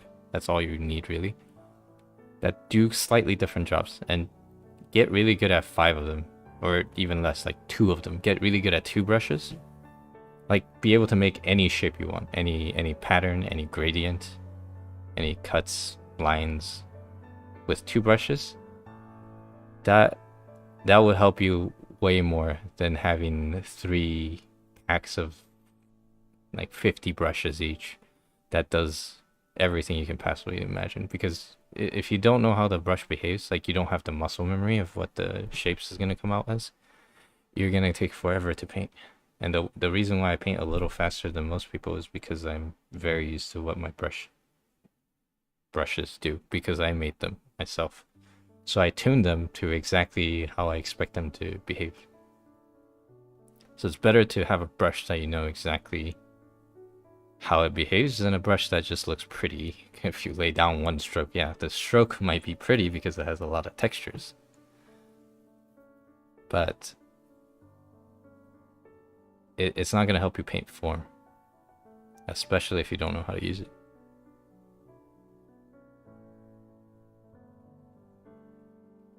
Yeah, so like a lot of the reasoning is like, oh, I have one brush and I'm using it, but it's not doing what I want it to do.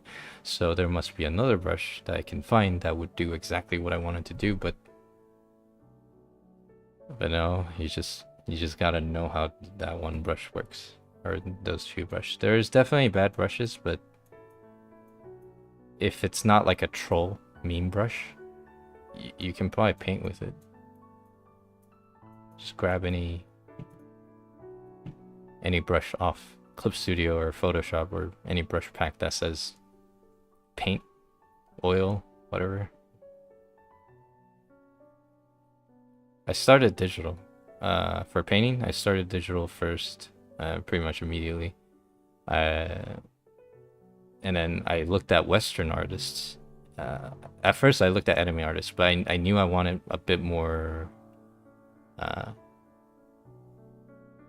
fancy lighting is what I was thinking 15 years ago. I was like, oh, I want like nice lighting, but I didn't know what that means. So I defaulted to like, oh, let's study realism, but painting. So I looked at Western painters, and Western painters have a different feel to like Japanese and Korean painters, where Japanese and Korean painters are more detail driven, whereas Western painters are more atmospheric.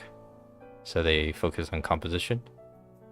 That's why like Hollywood, if you get the right budget, get the right type of movies, you have really good cinematic. That's why they call it cinematic shots, because these storyboard painters paint very cinematically. Like they think about lighting and whatever. So that's how I got into it. Yeah, I don't recommend a bad apple brush. It's actually one of the worst brush I have ever used in my life. It's very difficult to use. I had an easier time painting oil in real life compared to the bad apple, the raccoon combo. That was a fucking nightmare. Like I had a better time painting with the Discord brush. Don't ask what the Discord brush is.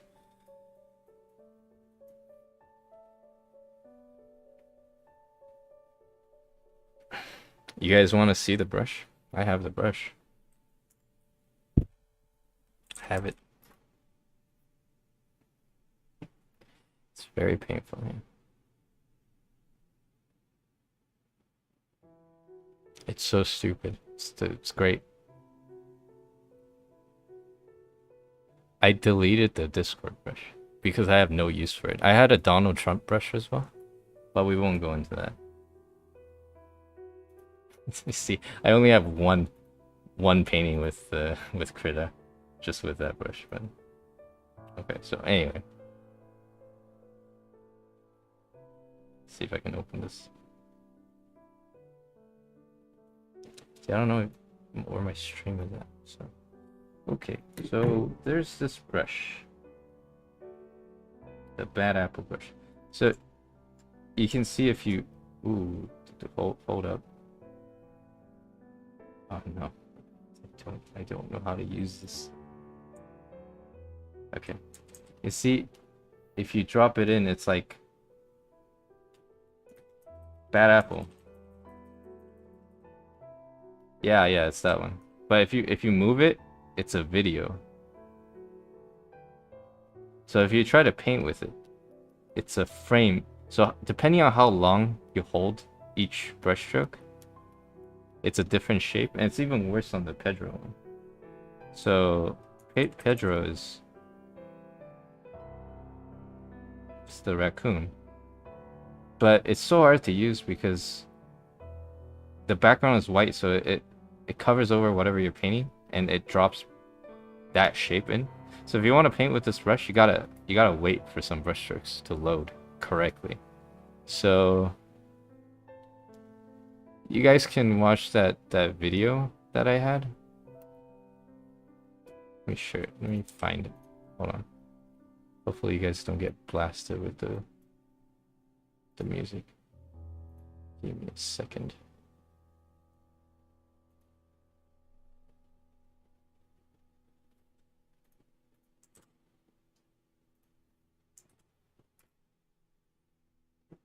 I don't know if anybody else actually did like a full-on painting with it, except for me.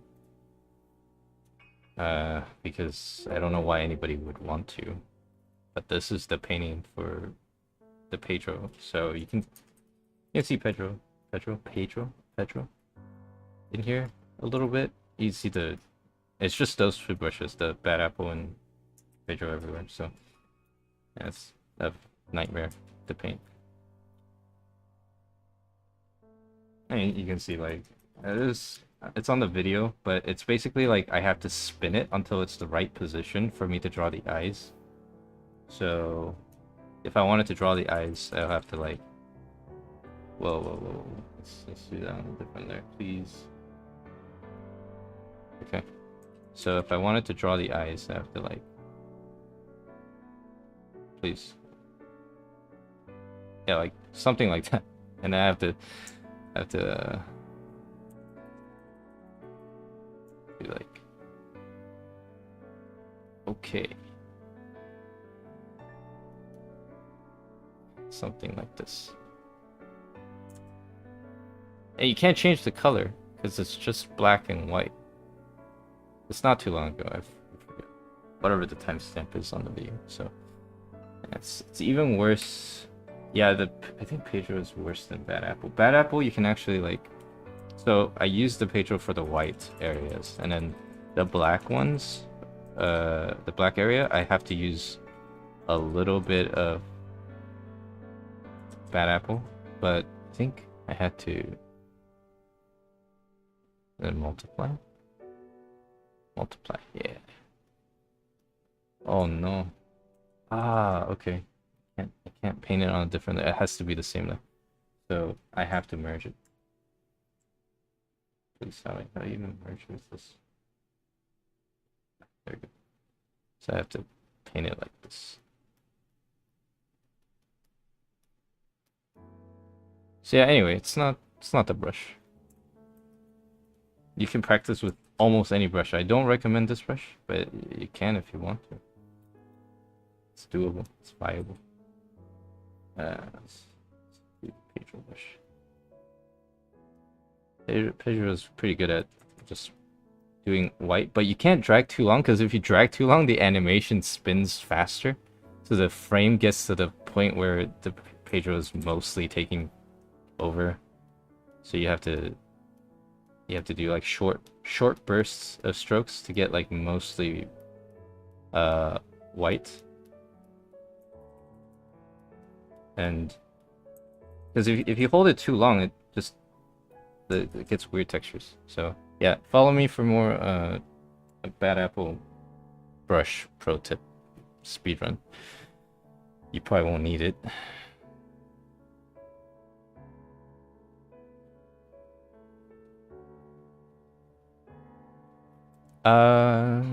I post them on Instagram and I forget about it. And then sometimes after a while I make a video about it, so I remember that I've ever painted it. Actually, most paintings, the process themselves, I can remember in pretty good detail, like what I did to get the painting done, or what details I added, what shapes I added, and that helps me for future paintings. So it's not just the product itself. So if I like save out a painting, like yeah, sometimes I share it.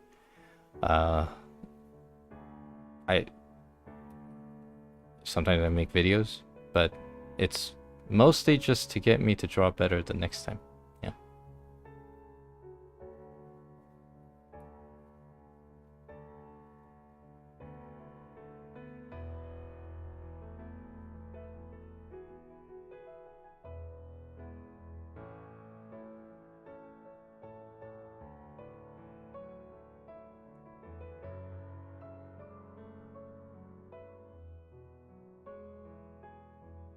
Yeah. I think once I feel like I'm consistently good enough and I like the paintings that I finish, then I'll start printing some out. I printed 2 out, and I shared it on Instagram. Like I'm selling them on imprint. I don't really care to advertise it, but if I have more in the future that I like, then I'll start printing them out more. And yeah, if it's something I like looking at, then I'll put them up. But it's not very often that happens. Oh, hi. Yeah, you're a bit late. I'm gonna close the stream soon. It's been 3 hours, or 4 hours, almost 4.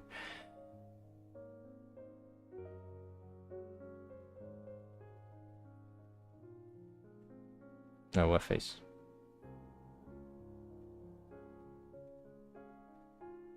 I don't see it right now, at least.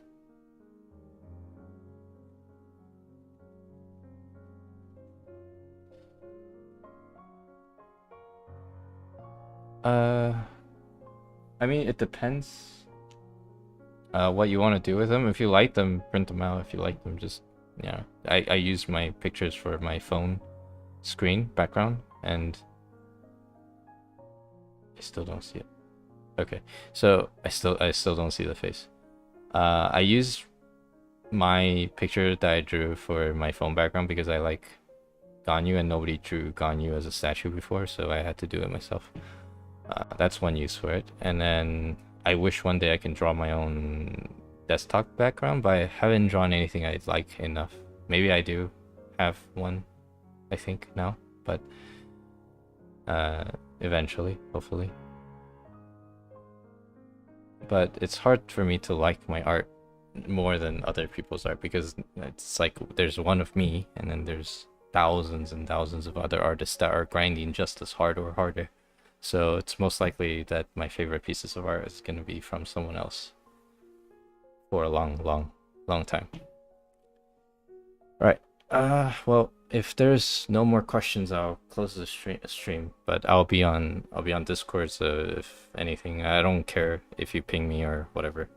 And then I will probably stream on voice chat later to finish the study I started earlier, the cloth. So if you guys want to join for that, if you're not on Discord, the invite's in the stream description. That's it. That's about it. yeah, so thank you guys for joining again and getting put to sleep.